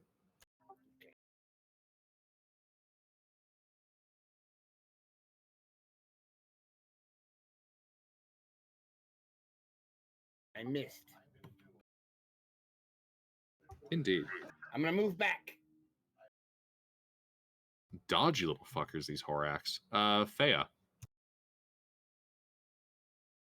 All right. So, what's left? So you can see the remaining Grimlocks have cut and run and are trying to flee. You know that there is a banished Horak that is being kept gone by Interven, and there's currently a bloodied Horak that has just finished tearing the final eye out of Faradul's face. And all right, how far did the runners get? Let me double check their movement speed.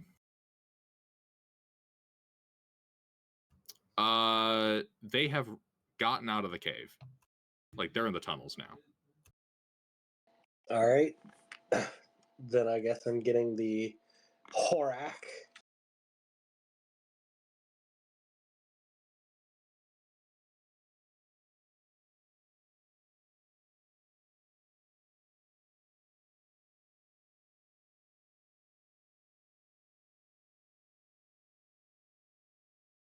Are you sure about that? There we go. My god, everyone's dice just turn to shit when they try to hit this thing. 2 misses.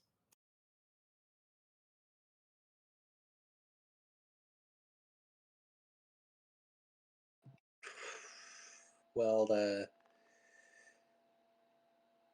that sucks.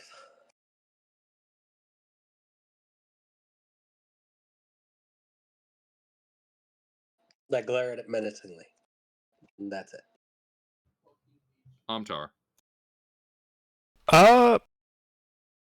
Well, there's only one enemy, right? Correct. Yeah, so he's gonna shoot a firebolt at him. No, actually, you know what? No, fuck him. Tasha's hideous laughter. He has to make a wisdom save. Does it have enough intelligence for that? Does it have an int greater than 4? Yes. Then it must make a wisdom save.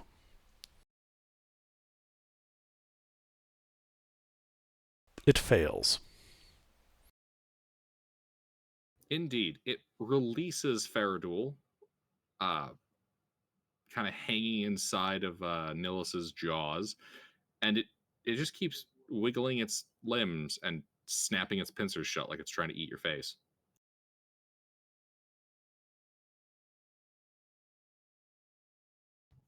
That's all. Nilis. Polymorph keeps like class abilities like Yes. action surge and stuff. Correct. All right, wonderful. I'm gonna drag this thing like 5 feet away, drop it, then go back behind Faradul. Faradul's the one that got blinded, right? Indeed. Yes. All right, great. What do you like? Crocodiles? You like crocodiles, right? Everyone likes crocodiles. Is there room for a size huge creature in here? Yes. Perfect. I'm gonna drop polymorph and pat Faradul on the back and turn him into crocodile. Giant crocodile with polymorph. Oh, what? It is something to give you vision again. I'm turning you into a giant crocodile so you Yeah, can yeah. see and fight effectively. Yeah, fair enough. Yep. It'll last for an hour, but it's better than nothing. And that is going to be my turn.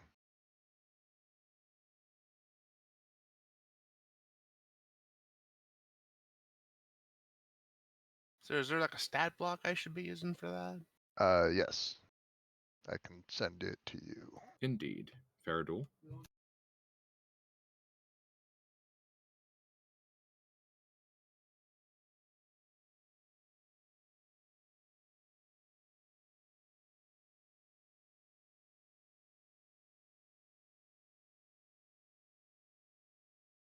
Okie dokie.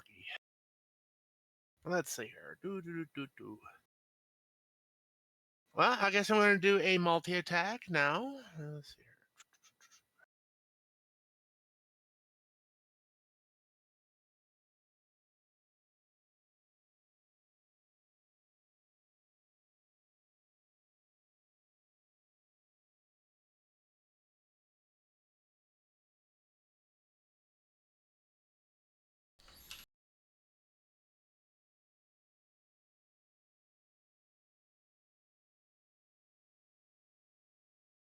One hit. All right, so that'll be the tail hit then.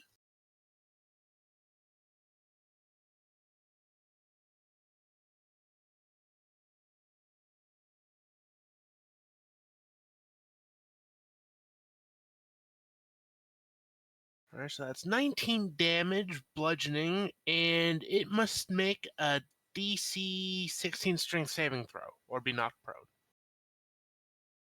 It is already prone from Tasha's. Well, then it's going to be prone again, maybe. Oh, speaking of. It gets flipped. Wouldn't he have prone. advantage from Tasha's? All right. He would because it's prone.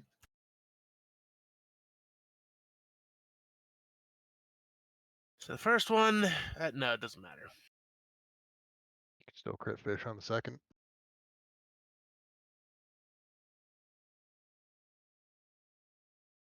No. Damn. Actually, yes. What?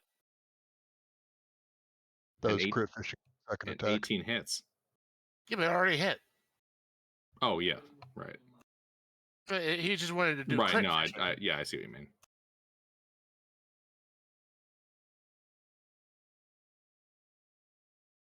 Alrighty, yeah, it's really fucked up, champion. Well, the champion's going to come over and stab it.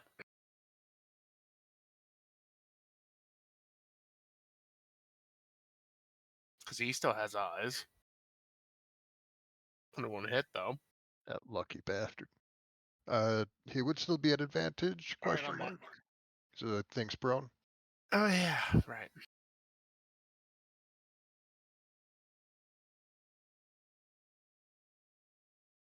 I'm not doing good at remembering that.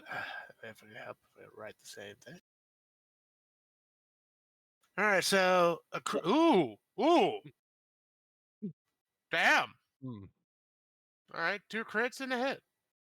Well, he's dead. Damn. Man. You may have killed that thing. All right, well, we'll do the crits first. Dude's making sashimi right in front of us.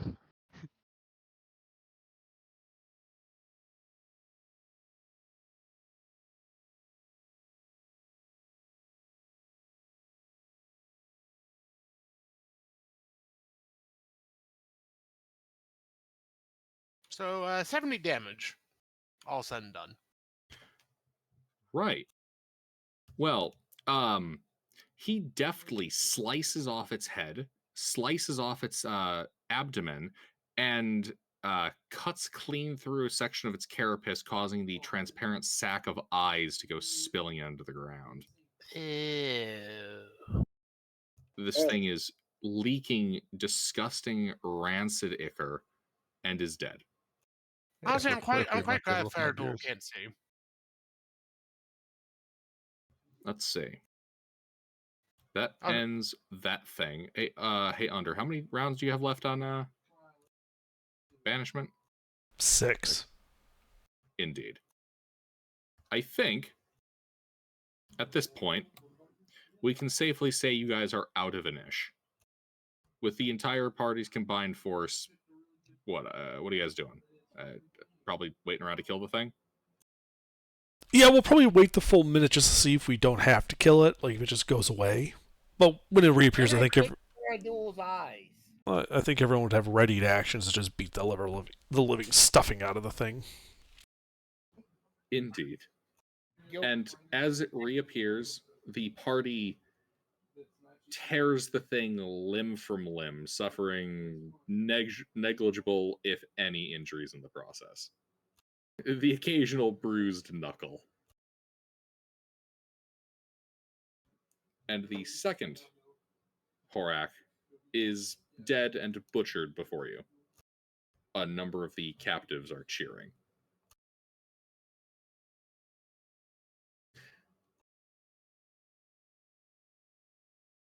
You were saying, So, Mister? can I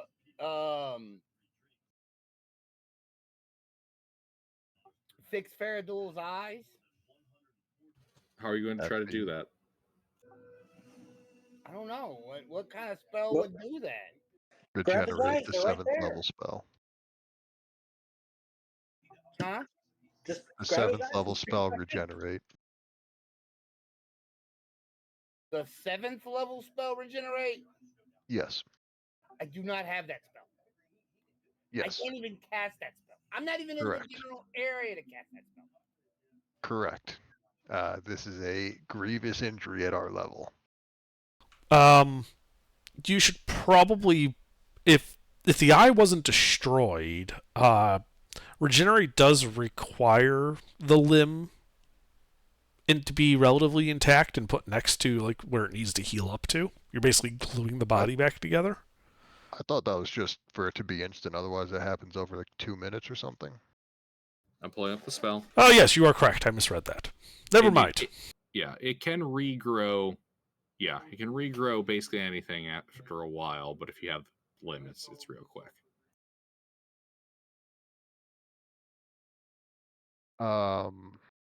So the shrine that sent us here probably can cast that if we go back.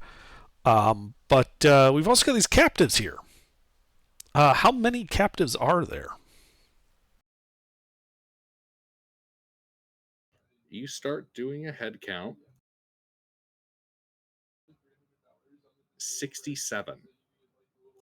Oh, wow. Well, since, Oh, for fuck's sake.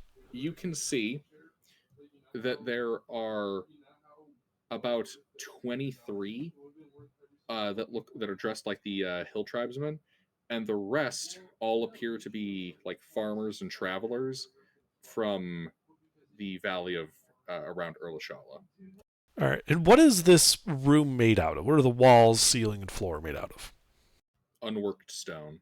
Looks like naturally formed by erosion. Okay. How far below the surface are we? About 220 feet at an angle. How many Can we people just would you say it was? Prisoners? 67. A lot. 67? Okay, Father Varric's gonna create food and water and start feeding these people. Make sure they're untied and everything. Yeah, I suppose we should announce that this is a rescue. Please don't resist. Intervin, I think they'll respond better to non-drow than they would to a drow. We might as well ask them if any of them know Tormund or Kerman. Yeah, I'll ask, like, hey, is there a Tormund and a Kerman here?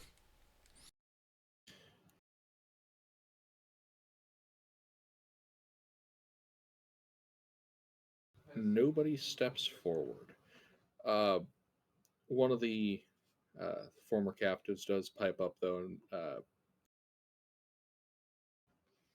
we'll just speed this along, and does mention that they did see the two paladins, but they were killed. Their bodies are probably in one of the nearby rooms. How long ago were they killed? About a week, A week probably is less. 8 days, 10 days. 10 days. The captive also fesses up that he's not entirely certain how long he's been down here. No worries. We're gonna get you all out.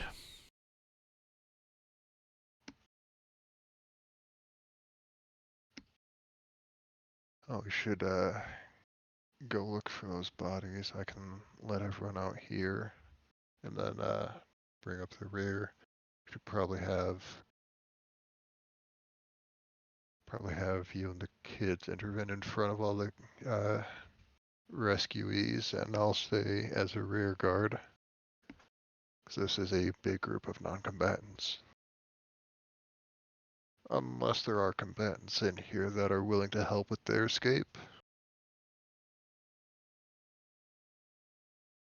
Yeah, you kind of take count. There are a few like caravan guards.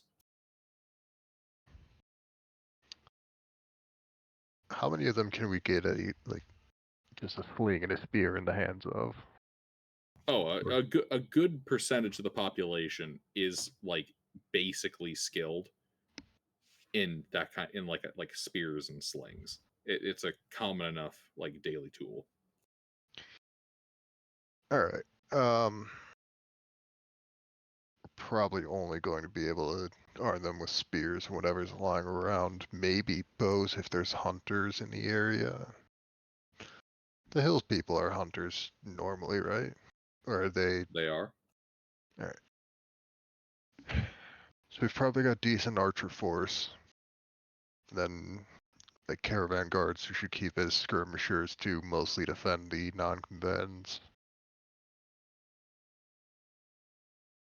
And then we'll probably handle the front line and most of the mage hunting.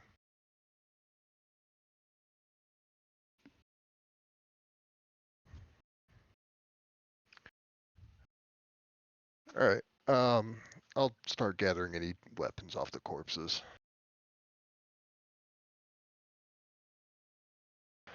So fair duel, are you good with staying polymorphed for vision, or do you need to be not polymorphed? Can a crocodile shrug? I do the closest thing that a crocodile can do to shrug. All right.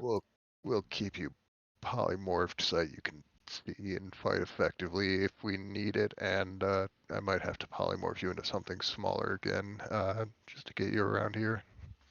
You know, it is 11 o'clock, midnight for a good chunk of you. So let's call it here. All right. Alright. We made it back to town yet? No. We haven't Oh even my left the God, fucking room. mister. I know we were getting all the people together. I didn't know if we already moved out or not. No, we're still deciding how to convoy everybody out. This was a deep insertion, mister. We have the entire enemy force between us and the exit. Oh, Jesus. We jumped in at the end of the dungeon, huh? Yes. And teleport has an 8-person limit. I hope these people know how to fight. There are some mountain people Sorry, who are at least competent archers and caravan guards, but Yeah, they're going to be figure it more out. useful as a backline than anything nearing what we are doing. Oh, yeah, definitely we're going to keep any of them on the back. Our people will be up front. Now, the good news is we did decapitate pretty much their entire leadership cadre, so, we got that going for us. You didn't decapitate it, you obliterated it. Ooh, how intact is the uniform of their previous leader? Would I be able to pass myself off as like her next of kin or something? So That's funny. You think we left chunks big enough to do that with? the armor is in relatively good condition. The champion is skilled enough of a fighter that he's targeting for the soft points.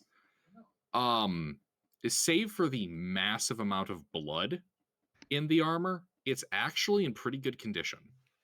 Oh, and probably the few places where the magical hammer hit it, and dented So we it. can Yeah, technically there's some just denting. make it clean and he could wear it.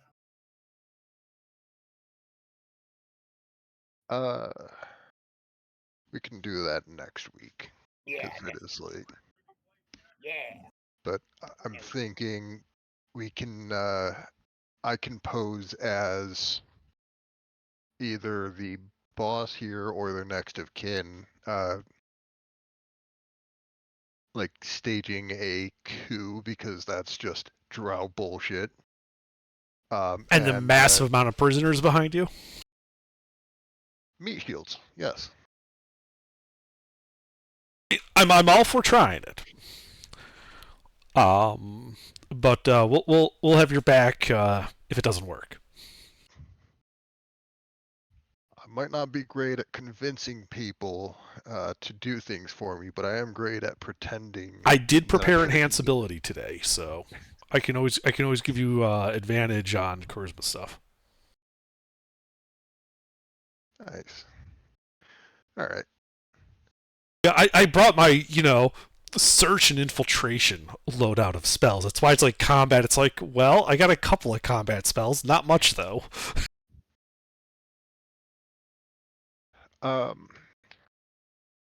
What kind of armor was she wearing? Is it heavy, medium? Hold on. Yeah, 5,500 XP.